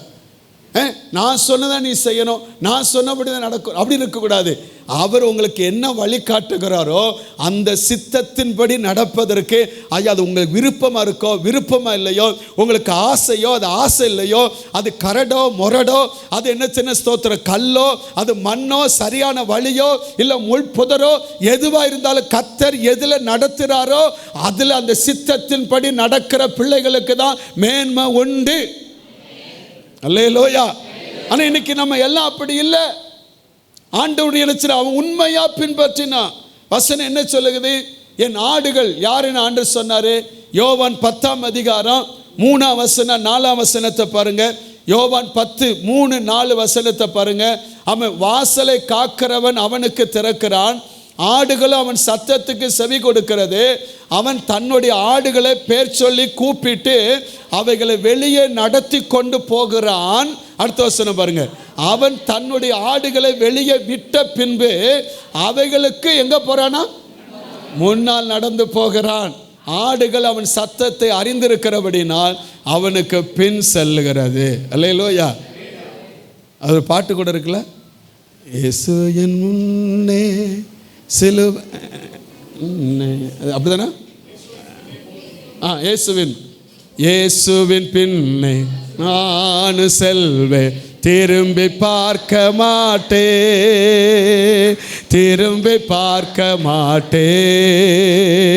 இயேசுவின் பின்னால் நான் செல்வேன், திரும்பி பார்க்க மாட்டே, திரும்பி பார்க்க மாட்டேன். சிலுவையின் முன்னா உலகமின் பின்னா, சிலுவையின் முன்னா உலகமின் பின்னா, இயேசு சிந்திய இரத்தத்தினாலே என்றும் விடுதலையே. என் இயேசு சிந்திய இரத்தத்தினாலே என்றும் விடுதலையே. உலகத்தின் பெருமை செல்வத்தின் பற்று எல்லாம் உதறிவிட்டேன். உலகத்தின் பெருமை செல்வத்தின் பற்று எல்லாம் உதறிவிட்டேன். உடற்பொருளாவி உடைமைகள் யாவும் ஒப்பு கொடுத்து விட்டேன். உடற்பொருளாவி உடைமைகள் யாவும் ஒப்பு கொடுத்து விட்டேன். நானவர் ஆலயம் எனக்குள்ளே இயேசு, நானவர் ஆலயம் எனக்குள்ளே இயேசு. என்ன நடந்தாலும் எவ்வேளையிலும் எப்போதும் துதித்திடுவேன். என்ன நடந்தாலும் எவ்வேளையிலும் எப்போதும் துதித்திடுவேன். இயேசுவின் பின்னால் நான் செல்வேன், திரும்பி பார்க்க மாட்டேன், திரும்பி பார்க்க மாட்டேன். இயேசுவின் பின்னால் நான் செல்வேன். அல்லேலூயா. அவன் ஒரு நாளும் துணிகரமாய் முன்னால போவதல்ல, தேவ சித்தத்துக்கு ஒப்பு கொடுத்து தேவன் காட்டுகிற வழிகளை போகிறவன் தான் தேவனுக்கு பின் செல்லுகிறவன். ஆமென். தேவனுக்கு மகிமை உண்டாவதாக. ஒரு என்னச்சுன்னா போர் வீரன் இருக்கிறான், அவனுக்கு நல்ல திறமைசாலி, அவனால் எல்லாம் செய்ய முடியும். அவனால் என்னச்சுன்னா துப்பாக்கி எடுத்து எப்படி சுட வேண்டும் என்று அதில் திறமையான ஆள் தான். ஸ்தோத்திரம். அவனால் என்னச்சுன்னா சுட முடியும். ஸ்தோத்திரம். அதே என்னச்சுன்னா வீரன் எந்த என்னச்சுன்னா ஸ்தோத்திரம் பிரச்சனையும் ஃபேஸ் பண்ணுவதற்கு அவன் தைரியமாக நிற்க முடியும். அவ்வளவு துணிச்சல் உள்ளவன் தான். ஆனாலும் அவன் எவ்வளவு பெரிய வீரமாக இருந்தாலும் தனக்கு முன்னால் இருக்கிற கேப்டன் தளபதி என்ன சொல்லுகிறாரோ, அவர் எந்த வழியில் காட்டுகிறாரோ அவருக்கு பின்னால் தான் போவான். அல்லேலூயா. அதுக்கு முன்னால் போனால் இவன் மாட்டிக்கிடுவான். நம்ம திறமை அங்கே என்னச்சுன்னா ஒன்றுக்கும் பலிக்காது. அங்கே என்னச்சுன்னா ஸ்தோத்திரம் பின்னால் தான் போகணும். ஸ்தோத்திரம். அந்த பின்னால் போகிற ஒரு அனுபவம், அதுதான் பின் செல்லுகிற அனுபவம். இன்னொன்று என்னச்சுன்னா ஸ்தோத்திரம் அவர் பின் சென்றார் அப்படின்னு இன்னொரு அனுபவம் என்ன, அவர் என்னச்சுன்னா உத்தமமாய் அதற்கு முழு மனதோடு கீழ்ப்படிந்தார். ஆண்டவருக்கு என்னச்சுன்னா பின் செல்வது என்பது உத்தம மனதோடு உண்மையாக கீழ்ப்படிதல். அதுதான் என்னச்சுன்னா தேவனுக்கு என்னச்சுன்னா எதை என்னச்சுன்னா விடாது. எல்லா சூழ்நிலையிலும் கடினமான சூழ்நிலையோ நன்மைக்கு எதுவானதோ முழுமையாக தேவன் நினைச்சுன்னா பின்பற்றுகிறோம் பாருங்க, கீழ்ப்படுகிறோம். அதுதான் தேவனை பின்பற்றுகிற அனுபவம். ஆண்டவருக்கு மகிமை. மத்தேயு 10ஆம் அதிகாரம் 38ஆம் வசனத்தை பாருங்க. மத்தேயு 10:38 ஆண்டவர் இயேசு சொன்னாரு, அவன் தன்னுடைய மத்தேயு 10:38 தன் சிலுவை எடுத்துக்கொண்டு என்னை பின்பற்றாதவன் எனக்கு எப்படிப்பட்டவன் அல்ல, பாத்திரன் அல்ல. அவன் தன் சிலுவை எடுத்துக்கொண்டு என்னை பின்பற்றி வரணும். ஸ்தோத்திரம். அதை இன்னொன்று நினைச்சுன்னு சொல்லும் பொழுது ஆண்டவர் சொன்னா, ஒருத்தர் நினைச்சுனா அந்த மத்தேயு 19ஆம் அதிகாரத்தில் இயேசுவிடத்திலிருந்து கேட்கிறான், ஆண்டவரே நித்திய ஜீவனை பெற்றுக்கொள்ள என்ன செய்யணும், கற்பனையெல்லாம் கை கொள்ளணும். அவன் சொன்னா, நான் சின்ன வயசுலேருந்து கை கொள்ளுகிறேன். அப்போ ஆண்டவர் இன்னும் நான் என்கிட்ட என்ன குறை இருக்குது, உங்கள்கிட்ட ஒரே ஒரு குறை இருக்குது. அது என்ன குறை ஆண்டவர் சொல்லுகிறார் பாருங்க. 21ஆம் வசனம் 19:21 வாசித்து பார்த்தீங்கன்னா, அதற்கு இயேசு, நீ பூரண சற்குணராய் இருக்க விரும்பினான் போய் உனக்கு உண்டானவைகளை விற்று தரித்திற்கு கொடு, அப்பொழுது பரலோகத்தில் உனக்கு பொக்கிஷம் உண்டாயிருக்கும். பின்பு என்ன, அவன் மிகுந்த ஐஸ்வர்யவனா இருந்தனால, ஆஸ்தி உள்ளவனா இருந்தனால துக்கத்தோடு போயிட்டான். துக்கத்தோடு பின்பற்றல. இன்னைக்கு ஆண்டவர் சொல்லுகிறார், இதுக்கு நீ கீழ்ப்படுகிறாயா, உண்மையா கீழ்ப்படுகிறாயா? ஸ்தோத்திரம். ஒரு உதாரணத்தை நீங்க பாருங்க. 1 சாமுவேல் 15ஆம் அதிகாரத்தில் ஸ்தோத்திரம் சவுல் நினைச்ச கர்த்தர் ராஜாவாக மாத்தினான். அவனுக்கு முதல் ஒரு என்னச்சுன்னா ஆண்டவர் நிபந்தனை கொடுக்குறா. எப்பா, அமலேக்கர் என் ஜனம் என்னச்சுன்னா வரும் பொழுது இவங்கெல்லாம் இடமறித்தாங்க, அவங்க சுற்றி அலைவதற்கு காரணமாக இவங்க தான் இருந்தாங்க. அதனால என் மனசில் இருக்கு, என் பிள்ளைகள் ரொம்ப வேதனைப்படுத்தினாங்க, ஒருத்தனை கூட விடாத எல்லாத்தையும் நீ நிற்கிறவன் அக்குன்னு சுட்டரிச்சிருன்னு சொல்லி அவனுக்கு ஒரு பதவியும் கொடுத்து, கர்த்தர் என்னச்சுன்னா ஸ்தோத்திர அதிகாரத்தை கையில் கொடுத்து அவனுக்கு என்னச்சுன்னா அந்த பொறுப்பையும் கொடுத்தார். ஆனால் அவன் என்ன செஞ்சான்? முதல் தரமானதையும் ரெண்டாம் தரமானதையும் தப்பு வச்சுட்டான். இப்போ ஆண்டவர் என்னச்சுன்னா அந்த சாமுவேலோட பேசுதார். அதுக்கு பாருங்க வசனம் என்ன சொல்லுது, 10ஆம் வசனம் 1 சாமுவேல் 15:10 பாருங்களேன். அப்பொழுது கர்த்தருடைய வார்த்தை சாமுவேலுக்கு உண்டாகி அவர் சொன்னது, நான் சவுலை ராஜாவாக்கினது எனக்கு மனசாவமா இருக்கிறது, அவன் என்னை விட்டு திரும்பி என் வார்த்தைகளை நிறைவேற்றாமல் போனான் என்றா. அப்பொழுது சாமுவேல் மனம் நொந்து ராம் முழுவதும் கர்த்தரை நோக்கி என்ன செய்தான்? கூப்பிட்டான். 18ஆம் வசனத்துக்கு வாங்க. 18ஆம் வசனத்தில் ஆண்டவர் சொல்லுகிறார், இப்போதும் கர்த்தர் நீ போய் அமலேக்கர் அந்த பாவிகளை சங்கரித்து அவர் நிர்மூலமாக்கி தீர்மட்டு அவர் யுத்தம் பண்ணு என்று சொல்லி அந்த வழியை அனுப்பினாரு. நீ என்ன செஞ்ச? 19ஆம் வசனத்தில் பாருங்க. 19 அப்படி இருக்க நீ கர்த்தருடைய சொல்ல கேளாமல் கொள்ளையின் மேல் பறந்து கர்த்தருடைய பார்வைக்கு பொல்லாப்பானதை செய்தது என்ன? அதனால கர்த்தர் உன்னை ராஜ்யபாரத்தை விட்டு தள்ளிட்டார். சொல்லிட்டு ஒரு வார்த்தை சொல்லுதாரு, அமை பழியை பார்க்கலும் கீழ்ப்படிதல் உத்தமம். ஒரு அலையில சொல்லுங்க பார்க்கலாம், நல்ல சத்தமா சொல்லுங்க. ஐயா, நான் இயேசுவை பின்பற்றுகிறேன். அவன் இயேசுவை பின்பற்றினா அவர் சித்தத்தை செய்கிறவன் தான் அவரை பின்பற்றுகிறவன். அவர் விரும்புகிற பாதையிலே செல்லுகிறவன், அவரை எப்பவும் ஃபாலோ பண்ணுகிறதான் அவருக்கு பின் செல்லுகிறவன். அவர் வகுத்திருக்கிற பாதையிலே போகாதவன் அவருடையவன் அல்ல, அவரை பின்பற்றுகிறவனும் அல்ல. ஸ்தோத்திரம். ஆண்டோடைய வார்த்தை சொல்லுகிறது, என்னை பின்பற்றினால் நான் சொன்ன வார்த்தைகளை யார் கீழ்ப்படுகிறார்களோ அது ஸ்தோத்திரம் நலமா இருக்குமோ, அது சாதகமா இருக்குமோ, அது பாதகமா இருக்குமோ, அது கடினமா இருக்குமோ, அது வேதனையா இருக்குமோ, என் சொற்களுக்கு யாரு கீழ்ப்படுகிறார்களோ அவர்கள் தான் என்னை பின்பற்றி வருகிறவர்கள். நமக்கு ஆண்டவர் 10 கற்பனை கொடுத்தார கொடுக்கலையா? அது இஸ்ரேல் ஜனங்களுக்கு பாஸ்டர். ஸ்தோத்திரம். ஆமாம், நம்ம எல்லாம் என்னச்சுன்னா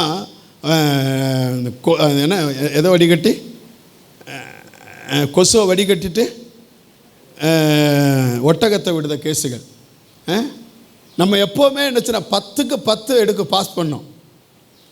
எதுக்கு 10 கற்பனையில் ஒரு கற்பனை தப்பு விட்டாலும் சொல்லுங்க, விட்டாலும் தப்பு தான். அப்படி தானே? ஐயா, நான் வந்து என்னச்சுன்னா பாலிடெக்னிக் படிக்கும் பொழுது மேக்ஸு, எனக்கு மேக்ஸு என்னச்சுன்னா வராது, ஆனால் என் பிள்ளைக்கு நல்லா வரும். ஆனால் நான் அப்போ மேக்ஸில் பார்த்தீங்கன்னா எனக்கு ஒரு டீச்சர் செல்வின்னு இருந்தாங்க, தமிழ் செல்வி அப்படின்னு ஒரு டீச்சர். நான் மேக்ஸில் வந்து என்னச்சுன்னா நல்லா அந்த தடவை படித்து என்னச்சுன்னா நல்லா எழுதினேன், மேக்ஸ் நல்லா போட்டேன். அதில் கடைசியில் பார்த்தா நான் நல்லா போட்டுட்டேன் அப்படின்னு எனக்கு நான் வந்து பெரிய பந்தா பண்ணிட்டு நிற்கிறேன். ஆனால் ஃபெயில் ஆகிட்டேன். பேப்பர் வருது, பேப்பர் வந்தால் ஃபெயில். எத்தனை? அப்போ 30 மார்க் எடுக்கணும், 35 மார்க் எடுக்கணும். நான் 34 மார்க்கில் ஃபெயில், 32 மார்க்கில் ஃபெயில். அப்போ வீட்டில் சொல்ல மாட்டோம்ல, 32 மார்க்கு ஃபெயில். 3 மார்க் எப்படி போச்சு? நான் ப்ளஸ் போட வேண்டிய இடத்துல மைனஸ் போட்டேன், மைனஸ் போட வேண்டியதில் ஒன்றுமே போடாமல் விட்டுட்டேன். நான் சொன்னேன் டேலி ஆகிட்டு. ஆமாம், டேலியானு உண்மை தான், நீ ஈயடிச்சான் காப்பி மாதிரி பண்ணியிருக்க. அதில் வந்து இதில் என்ன போடணும்? மைனஸ் போடணும்ல, போட்டையா? எங்கள் டீச்சருக்கு நான் அழுகிறேன். எங்கள் டீச்சர் உடனே நினச்சேன், இங்கே பாரு, நீ அழுதுனால என்னச்சுன்னா என்னை வந்து நீ மாற்றிடலான்னு நினைக்காத. நான் இப்போ உனக்கு மார்க் போட்டாலும் நீ ஃபைனலில் என்ன செஞ்சிருவ? இப்போ வேணா நீ அழுகிற, அன்னைக்கு நீ உனக்கு ஃபைனலில் போய் அவங்ககிட்ட போய் அழுவ, நீ யாரை பார்த்து அழுவ அப்படின்னு. ஆனால் நான் விடலை. டீச்சர் முன்னால் என்ன நல்லா செஞ்சேன்னா எனக்கு அதனால் எனக்கு மார்க் கிடைக்கல அப்படின்னு அவங்க சொல்கிறாங்க. நீ மைனஸ் போட வேண்டிய இடத்துல போடலை, நீ வந்து இது பாரு எவ்வளோ நீ எனக்கு மிஸ்டேக் பண்ணி, அது எவ்வளோ பெரிய மிஸ்டேக். நான் அழுகிறத பார்த்து எங்கள் டீச்சர் தமிழ் செல்வி, தங்கமான செல்வி, அவங்க என்னச்சுன்னா 2 மார்க்கை போட்டு பாஸ் பண்ணி அனுப்பிட்டாங்க. அந்த வருஷம் ஃபைனலில் ஃபெயில் ஆயிட்டேன்.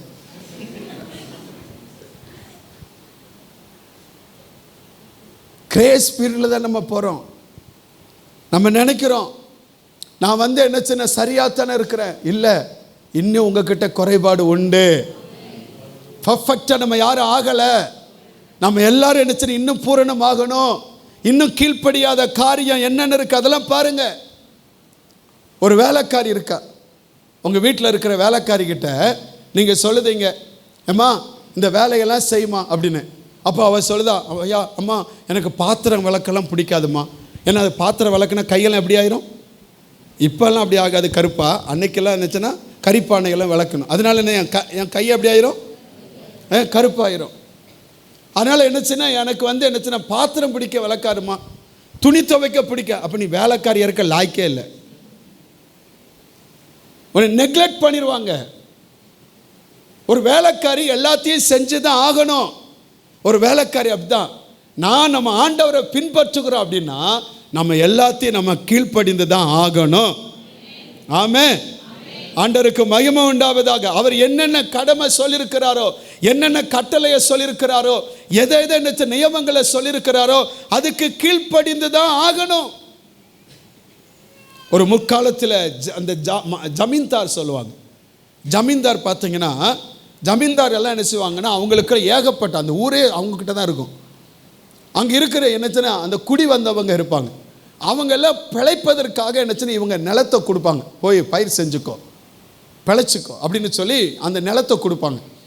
ஆனால் அந்த வருஷத்தினுடைய கடைசியில் ஒரு நாள் இந்த நிலத்தில் இருக்கிற பயிரில் என்னச்சுன்னா அவங்க கூறு போட்டு கொண்டு வர சொல்ல மாட்டாங்க. ஏதோ ஒன்று என்னச்சுன்னா கொண்டு வந்து எனக்கு என்னச்சு இந்த நிலம் என்னுடைய நிலம்தான் என்பதை காட்டுவதற்காக அந்த குத்தகைக்கு விடப்பட்ட இடத்துல இருந்து என்னச்சுன்னா ஏதோ ஒரு பயிரை கொண்டு வந்து கொடுத்துட்டு போ, மற்றெல்லாம் நீ வச்சுக்கோ அப்படின்னு. அது கொடுக்கறனால இந்த ஜமீன்தார் நிறைய போவதல்ல, அவருக்கு ஆல்ரெடி எப்போவுமே என்னச்சுன்னா ஆசீர்வாதமாக இருக்கிறார். ஆனால் வருஷத்துக்கு ஒன்று லைட்டாக கொஞ்சம் கொடுக்க பாருங்க, ஒரு கொஞ்சம் பணம் கொடுக்குற பாருங்க, இதை வச்சு அவர் நிறைய போவதில்லை.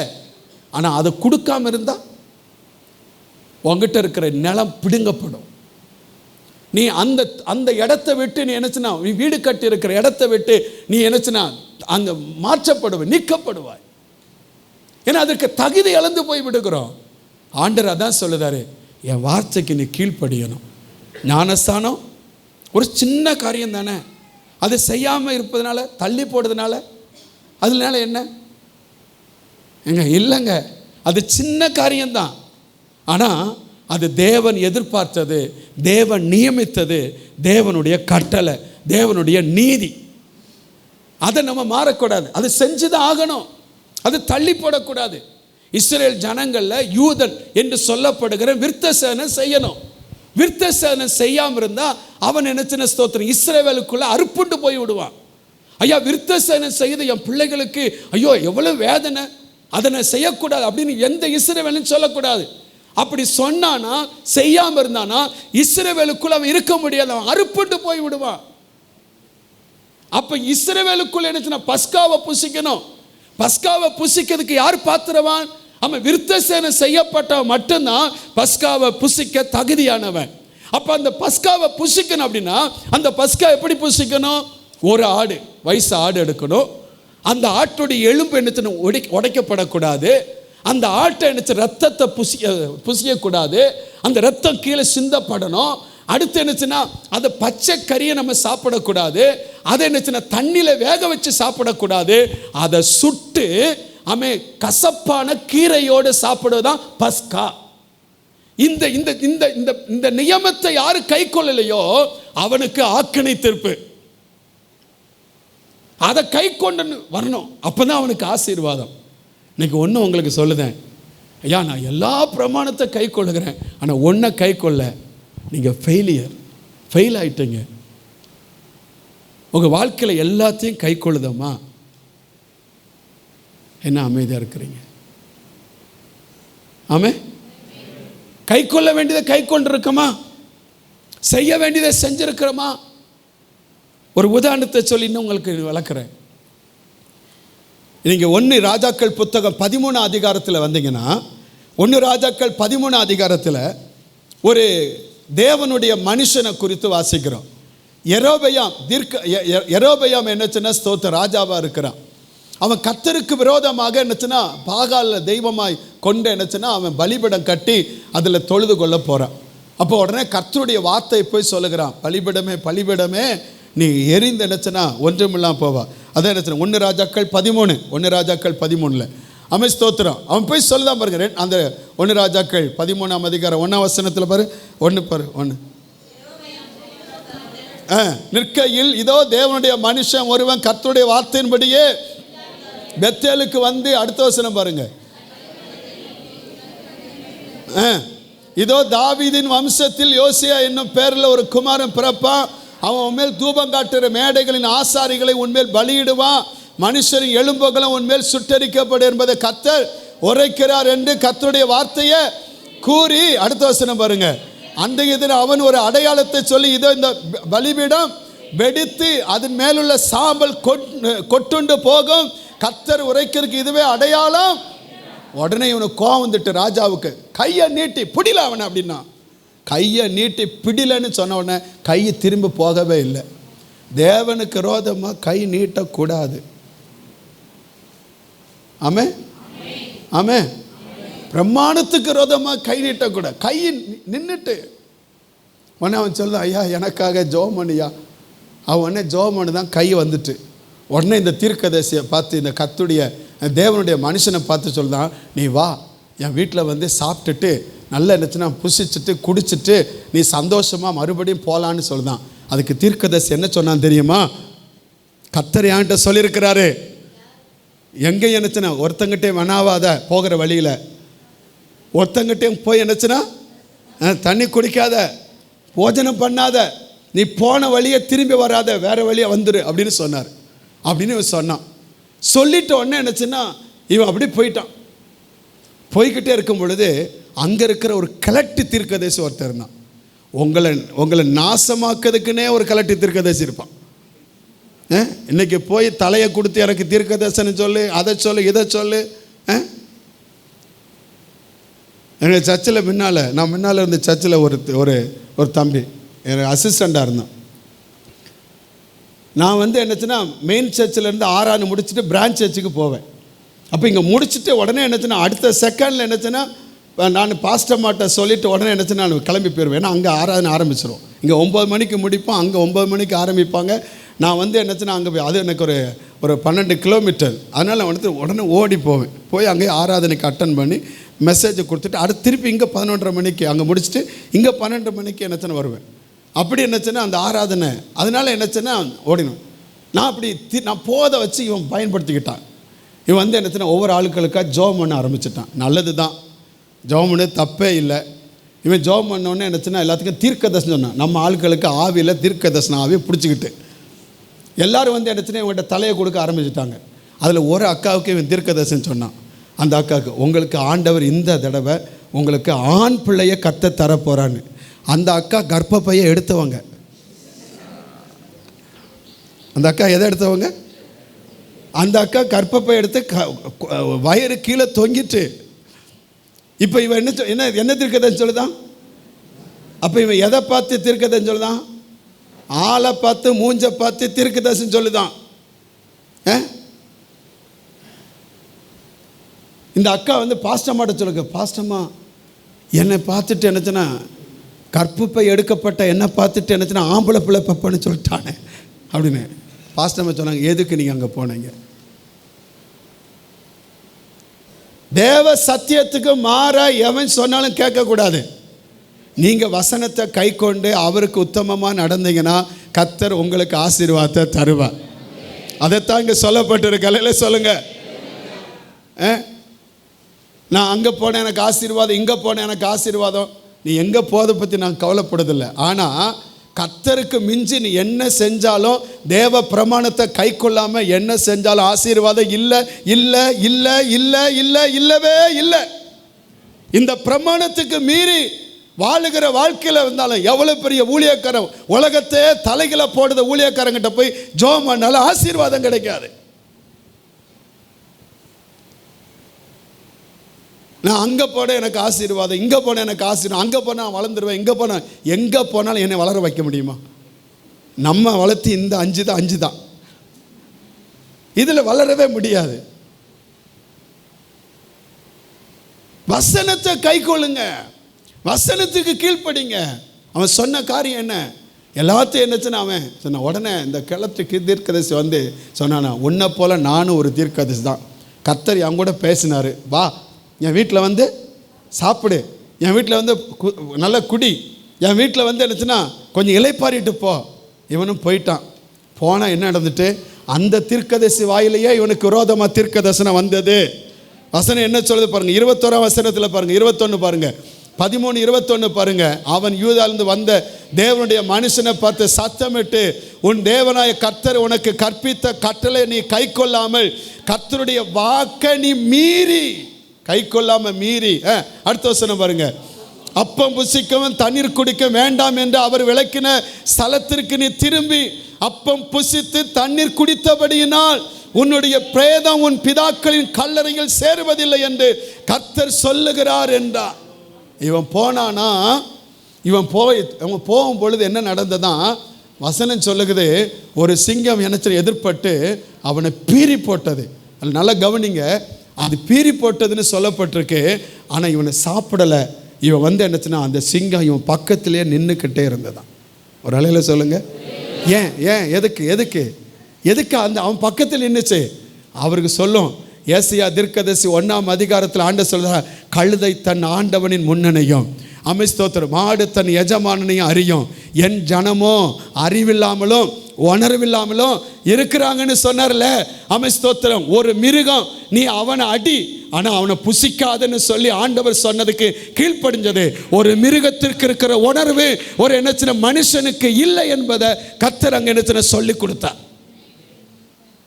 அந்த மிருகம் அதை சாப்பிட்டு இருக்கணும், ஆனால் அந்த மிருகம் அடித்து கொன்னுச்சு. அது கர்த்தர் சொன்னபடி நடந்துச்சு. ஆனால் மனுஷனுக்கு உணர்வு இல்லை. நமக்கு இருக்க உணர்வு வேணும். ஆண்டவருடைய வார்த்தைக்கு நான் கீழ்ப்படியணும், தேவ வசனத்துக்கு நான் கீழ்ப்படியணும், இந்த வசனத்தை நான் கை கொள்ளணும்.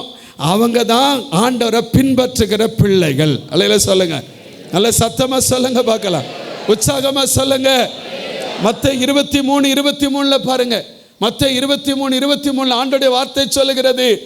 ஸ்தோத்திரம். மத்தேயு 23:23 ஸ்தோத்திரம் வாசிங்க. மாயக்கார வேத பாரகரே பரிசேயரே, உங்களுக்கு நீங்கள் ஒற்றலமிலும் வெந்தயத்திலும் சீரகத்திலும் என்ன செலுத்துறீங்க? ஐயோ, ஆண்டவருக்கு தசம பாகம் எல்லாத்தையும் கொடுக்கணும், இதெல்லாம் கொடுக்கணும், அதில் கொடுக்கணும், அதில் கொடுக்கணும், இதில் கொடுக்கணும், எல்லாத்திலும் கொடுக்குறோம். ஒரு பிள்ளை 2 பிள்ளை பெற்றா கொடுக்க மாட்டோமே. அது ஓஞ்சி போனால் அதை வச்சுக்கோ, ஆர்டருக்கு பெஸ்ட்டாக இருக்கிறது ஆர்டர் கொடுங்க. நீங்கள் அல்லையில் வராது, வராது. நல்ல பெஸ்ட்டாக இருக்கிற பிள்ளை யாருக்கு? ஊழியத்துக்கு வரணும். பாஸ்டர் உருப்படவே மாட்டேங்கான் பாஸ்டர், ஒழுங்காக இல்லை பாஸ்டர், ஊழியத்துக்காவது கூட்டு போங்க. ஏன்? சந்திச்ச பிரச்சனை போதாது, இன்னும் பிரச்சனை சந்திக்கணுமா? ஒழுங்கா தேவனுடைய அழைப்பு இல்லாதவன் ஊழியனே. ஆமே, அப்படித்தானே? ஓடாசீலன் ஊழியத்துக்கு அப்படின்னு நான் கூப்பிடக்கூடாது. நான் என் பிள்ளைகளே ஊழியத்துக்கு கூப்பிடலை, என் பிள்ளைகளை நான் கட்டாயப்படுத்தவே இல்லை. என் பையனே என்னச்சுன்னா அவனே ஆண்டர் என்னச்சுன்னா அவனுக்கு என்னச்சுன்னா அவனை சந்திச்சு தான் அவன் போனான். எங்கள் பாப்பா இருக்கிறான், நான் அவளுக்கு ஒரு நாள் நான் அவளை சொன்னேன், அம்மா நம்ம காணிக்கை பணத்தில் நம்ம சாப்பிட்டு வளர்ந்தவங்க, ஆனால் நீ ஆண்டருக்காக நீ என்ன வேலை பார்த்தாலும் சரி, நீ வந்து என்னச்சுன்னா ஆண்டருக்காக ஊழியம் செய், அதுதான் சொல்லி கொடுத்துருக்குறேன். ஆனால் எல்லாத்துக்கும் மேலே ஒன்று சொல்லுங்க, நீ ஆண்டருக்கு உண்மையாக இருந்தால் போதும், எனக்கு நீ எதுவுமே எனக்கு தர வேண்டாம், நான் உன்னுடைய சாட்சியை தான் நான் விரும்புகிறேன், அதுதான் நமக்கு பெஸ்ட். இல்லை இல்லையா? என் பிள்ளை என்னச்சுன்னா ஆணையை பூனையாக்குற பூனை ஆணையாக்குறான்னு சொல்லிட்டு அந்தரங்கத்தில் விழுத காட்டலும் அவங்க ஆண்டருக்கு சாட்சியாக வாழ்ந்தாங்களே, அதுவே எனக்கு பெரிய பாக்கியம். இல்லை இல்லையா? அதுதான் நமக்கு ஆண்டருக்கு மகிமை உண்டாதான். வசனம் சொல்லுது, நான் எல்லாத்திலும் கொடுக்குறேன், நியாயப்பிரமாணத்தில் கற்பித்த விசேஷங்களை நீதியும் இரக்கத்தையும் விசுவாசத்தையும் விட்டுட்டீங்க. ஆண்டவர் சொல்றாரு, செய்ய வேண்டியது எதுவும் செய்யலப்பா. அவர் சொல்லிட்டு இவைகளையும் செய்ய வேண்டும், அவைகளையும் நம்ம என்னதுன்னா ஒன்றை விட்டுட்டு ஒன்றை பிடிச்சிக்கிடுவோம். ஆண்டவர் சொல்ல ரெண்டும் செய்ய. அலையில சொல்லுங்க அலையிலோயா. ரெண்டுல இரு. அலையில சொல்லுங்க அலையிலோயா. அதே மட்டும் அவரை பின்பற்றுதுன்னு மாய்மாலம் பண்ணக்கூடாது. மாய்மாலம் பண்ணாமல் எப்பவும் தைரியமாக நிற்கணும். 10 பேர் துர்ச்செய்தியை கொடுக்குறான். 10 பேர் என்ன கொடுக்குறான்? துர்ச்செய்தி கொடுக்குறான். அங்கே இருக்கிறவங்க நல்லவன் தான். நீங்கள் போய் என்னச்சுன்னா வீட்டில் வாசித்து பாருங்கள். அவன் என்னாகமா 13 அதிகாரம் 25 வாசித்து பார்த்தீங்கன்னா அவன் ஸ்தோத்திரம், அந்த தேசத்துக்கு போயிட்டு வந்தோம், அது நல்ல தேசம்தான், கர்த்தர் கொடுக்குற தேசம், அதனுடைய கனியை பாருங்க அப்படின்னு சொன்னால் அங்கே இருக்கிற ஏனாக்கு இருக்காங்க, மலை தேசத்தாக இருக்கிறாங்க, அவங்கெல்லாம் என்னச்சுன்னா பெரிய ஆட்கள் தான். ஆனாலும் என்னச்சுன்னா கர்த்தர் நம்ம கூட இருக்கிறாரு, நாம் எளிதாய் போய் அதை சுதந்திரித்து கொள்ளுவான்னு சொல்லி காலேப்பு சொன்னான். ஆனால் அவன் கூட இந்த 10 பேர் சொல்லுதாங்க, அவன் ஸ்தோத்திரம், இல்லை இல்லை இல்லை, அங்கே இருக்கிற ஏனாக்கின் புத்திரர்கள் அவங்க முன்னால் நம்ம வெட்டுக்கிளியை போல இருக்கிறோம், அவங்க ராட்சசர்கள், நம்ம போய் அதை சுதந்திரிக்க முடியாது அப்படின்னு சபைக்குள்ள குழப்பத்தை உண்டாக்கிட்டான். இவன் எல்லாம் சேர்ந்து என்னச்சுன்னா மோசேக்கு ஆரோனுக்கு விரோதமாக என்னச்சுன்னா ரொம்ப முறுமுறுத்து என்னச்சு பண்ணுதான்.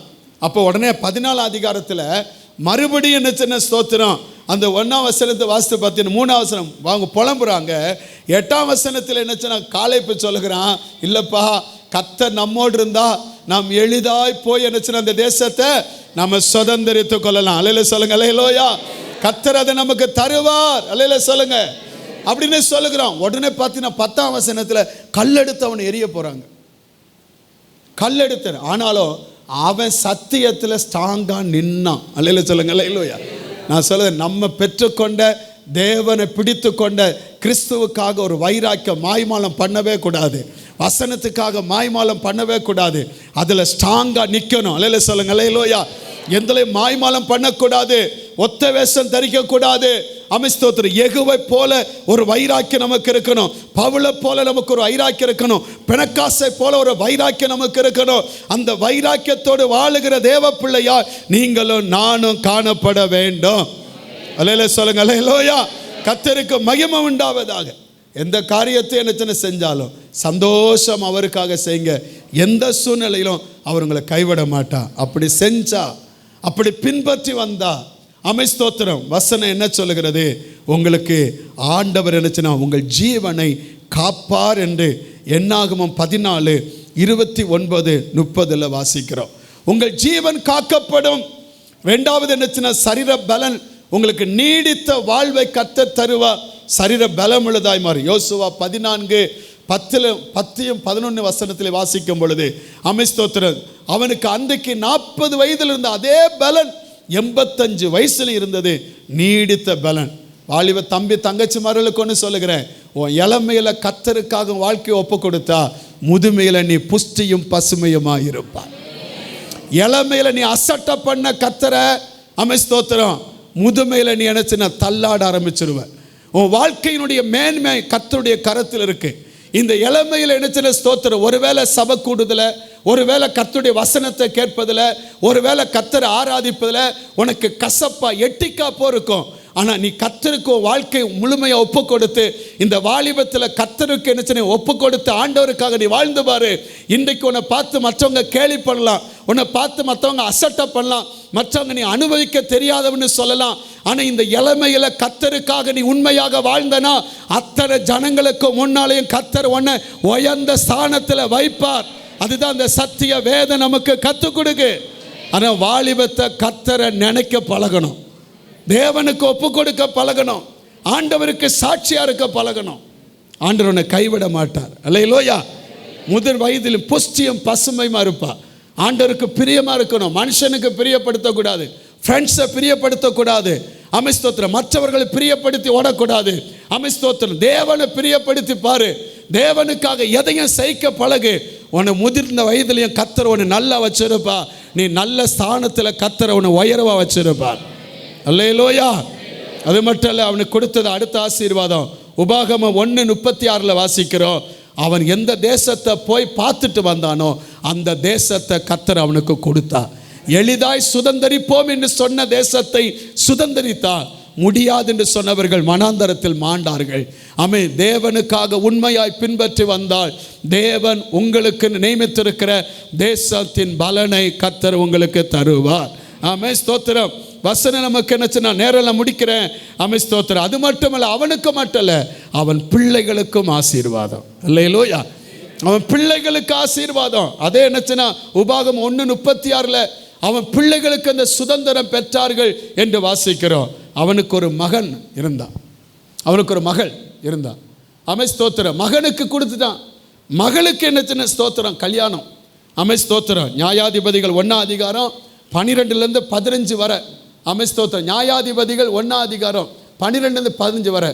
அவன் உடனே சொன்னான், என் மக கல்யாணம் முடிக்கிற வயசு வந்துட்டா. ஆமென். கல்யாணம் எப்போ யாருக்கு முடிச்சு வைக்கணும் அப்படின்னு நான் சொல்லுதேன். பேரண்ட்ஸை கவனிச்சுக்கோங்க. ஆமென். தோத்திரம். தேவையில்லாத ஆட்களும் கல்யாணம் முடிச்சு வைக்கக்கூடாது. தோத்திரம். கல்யாணம் யாருக்கு முடிச்சு வைக்கணும்னு சொல்லுதேன். அதனால் இப்போ புது பொண்ணை வச்சுட்டே பேசுதேன். அது பரவாயில்ல, உங்களுக்கு முடிஞ்சிட்டேன். தோத்திரம். யாருக்கு? கீரியாத் என்னச்சுன்னா செப்பேரை என்னச்சுன்னா பிடிக்கணும். யார் போய் யுத்தம் பண்ணி அதை பிடிக்கிறானோ அவனுக்கு என் மகளை கல்யாணம் முடிச்சு கொடுப்பேன்னு சொன்னான். வாழ்க்கையில் நல்ல என்னச்சுன்னா பொசிஷனுக்கு வரணும் வாலிபர்கள். கல்யாணம் முடிக்கையா அவன் ஊர்தெல்லாம் சுற்றிட்டே இருக்கிறான். அவனுக்கு ஏதாவது ஒரு கால் கட்டை போட்டு அவன் அடங்குவான். அதுக்கு கல்யாணம் முடிக்காதீங்க. அவன் அவன் அவன் வந்து என்னச்சுன்னா இவ வந்து அதோடு மோசமாகிடுவான். அவனுக்கு கெத்து இருக்கும். வேலைக்கு போகிறானா, பையன் வேலைக்கு போகணும், சம்பாதிக்கணும், குடும்பத்தை கவனிக்கணும், குடும்பத்தை நடத்தணும். அவனுக்கு அந்த எலிஜிபிலிட்டி வரணும். அது வராமல் அவனுக்கு கல்யாணத்தை படித்து வைக்காதீங்க. என்ன ஒரு மாதிரி இருக்கீங்க? இது முன்னாலே சொல்லியிருக்கலாம்ல அப்படின்னு சொல்லுதீங்களா? பிள்ளைங்க எப்படி இருக்கணும்? பிள்ளைங்க எப்படி இருக்கணும்? உங்கள் பிள்ளைகளுக்கும் கல்யாணம் முடிச்சு கொடுக்கணும். தோசை சுட சொன்னால் இந்தியாவை சுட்டுக்கிட்டு இருக்கக்கூடாது. உங்களை யார் இந்தியாவை சுட சொன்னால்? சப்பாத்தி போட சொன்னால் நீங்கள் என்ன சொன்னால் கல் எடுத்து கொடுக்கக்கூடாது. பிள்ளைகளுக்கு சமையல் கற்றுக் கொடுங்க. என் பிள்ளை படிச்சுட்டு அதனால் துணி துவைக்க கற்றுக் கொடுங்க. வீடை பெருக்கிறதுக்கு கற்றுக் கொடுங்க. அது ஆளை பெருக்கிக்கிட்டு இருக்கு. பிள்ளைகளுக்கு அடிப்படையான வேலைகளை கற்றுக் கொடுத்து கல்யாணம் முடிச்சு வைங்க. அதெல்லாம் தெரிஞ்சிருந்து முன்னாலே சொல்லியிருந்தா நாங்கள் கல்யாணம் அப்போ முடிச்சிருக்கலாம், இப்போ வந்து முடிச்சிருக்கலாம். அவங்களே சொல்லுதாங்க. வாலிப தம்பி தங்கச்சி மாதிரி படிப்பிலேயே கவனம் செலுத்திட்டு மற்றெல்லாம் வேலையெல்லாம் செய்யாமல் விட்டுறக்கூடாது. ஆமாம். உங்களுக்கு என்னச்சுன்னா திருமணம் முடிக்கிறதுக்கான ஒரு வயது வரணும். ஆமாம். படிக்கிற வயசில் படிக்கிற வயசில் படிப்பில் கவனம் செலுத்து. நீ நல்லா படித்து நல்ல நிலைமைக்கு வந்தால் தான் உன் வாழ்க்கை நல்லா இருக்கும். 4 பேர் உன்னை மதிப்பான். அல்லேலூயா. நீ வந்து என்னச்சுன்னா சும்மா சோப்பலாங்கி இருந்துட்டு இருந்தேன்னா நீ யாருக்குமே உதவாக்கரையாக இருப்ப. அதனால் நீ வந்து ஒரு நல்ல என்னச்சுன்னா புருஷனாக இருக்கணும். நல்ல சம்பாத்தியம் கைக்கு வரணும். அப்பா அம்மாவை டிபெண்ட் பண்ணி வாழக்கூடாது. நீ வந்து உன் கையில் சம்பாத்தியம் வரணும். அது கடின உழைப்பு இருக்கணும். சிறுமையில் நுகத்தை நீங்கள் சுமந்து தான் ஆகணும். அமைத்தோத்த வேலை படிச்சுட்டியா வேலைக்கு உடனே போகணும். பிச்சை எடுக்காத, மற்ற எல்லா வேலையும் திருடாத, மற்ற எல்லா வேலையும் செய். ஒரு நாள் ஒருத்தனுக்கு வேலையே இல்லை. இன்றைக்கி என்னச்சுன்னா ஆண்கள் வாலிபர் கூட்டம் இன்றைக்கி கேன்சல். இன்றைக்கி நான் வாலிபர்களுக்கு தான் பேசுகிறேன். அதனால் இன்றைக்கி இதிலே பேசுகிறோம். அண்ணே சந்தோஷம் இருக்காரா? சாமல்ண்ணே நானே பேசுகிறேன். இன்றைக்கி நானே வாலிபர்களுக்கு தான் பேசினேன். இன்றைக்கி நானே பேசுகிறேன். ஒரு நாள் என்னச்சுன்னா ஒருத்தன் வேலை செஞ்சதுக்கு போனான். வேலை என்ன அவனுக்கு சரியாக வேலையே கிடைக்கல. எனக்கு வேலையே கிடைக்கல அப்படின்னு சொல்லி வீட்டுக்கு ஒரு இடத்துல உட்காந்துட்டு இருந்தான். அப்படி உட்காந்துட்டு இருக்கும் பொழுது என்னச்சுன்னா வாழ்க்கையெல்லாம் முடிஞ்சு போச்சு. எங்கே போனாலும் வேலை கிடைக்க மாட்டுக்கு, எதுவுமே ஒருத்தரும் செய்ய மாட்டேங்கிறான், நம்ம என்ன செய்ய அப்படின்னு யோசிக்கிட்டே இருந்தானா. அப்படி யோசிக்கிட்டே இருக்கல அங்கே ஒரு குப்பை தொட்டி இருந்ததான். என்ன தொட்டி இருந்தது? ஒரு குப்பை தொட்டி இருந்ததான். அந்த குப்பை தொட்டி என்னச்சுன்னா இவன் என்னச்சுன்னா பார்த்துக்கிட்டே இருந்தானா. உடனே அங்கே வந்தானா ஒருத்தன் வந்தானா, ஒரு பையை கொண்டு வந்தானா. அங்கே இருக்கிற பாட்டிலெல்லாம் புறக்கினானா. என்ன புறக்கினான்? பாட்டில்ஸ் எல்லாம் புறக்கினான். புறக்கிட்டு அவன் போயிட்டான். அடுத்து இன்னொருத்தன் வந்தானா. அவன் அங்கே இருக்கிற பேப்பர்லாம் எடுத்தானா. என்ன எடுத்தான்? பேப்பர்ஸ் எல்லாம் எடுத்தானா. இன்னொருத்தர் என்னச்சுன்னு வந்தாலாம். அங்கே இருக்கிற எதை இருந்தது, இந்த ஹேரி பேக்கெல்லாம் கிடக்கல, அந்த பேக்கெல்லாம் எடுத்தாலாம்.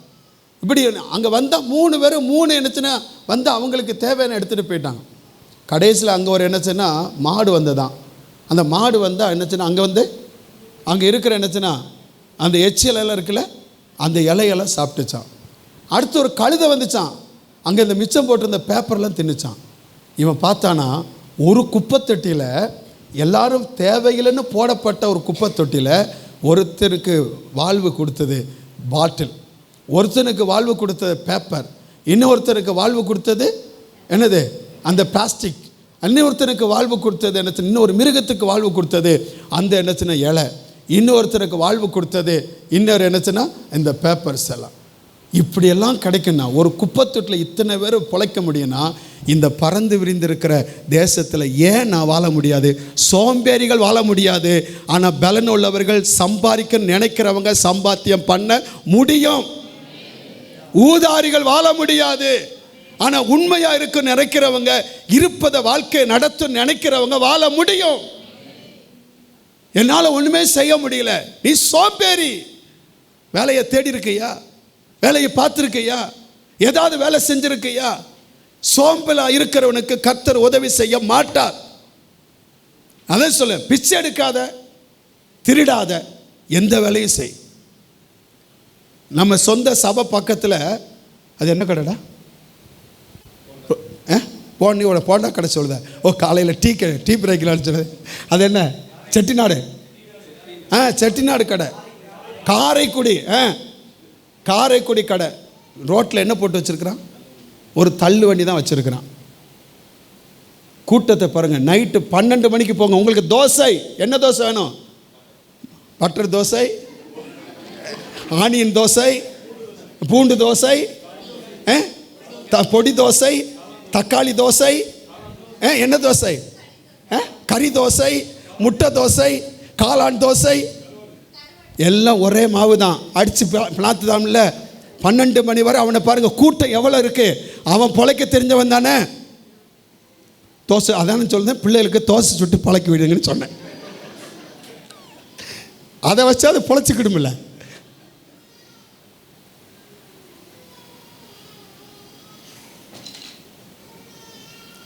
ஏன் நான் இப்படி சொல்லுதுன்னா, நம்ம பிள்ளைகள்லாம் எக்ஸாம் எழுதுனாங்க. அந்த பேப்பரை பார்த்தேன். அந்த பேப்பரில் இங்கிலீஷ் மீடியத்தில் படிக்கிற பிள்ளைகள் இங்கிலீஷ் ஒழுங்காக எழுதலை,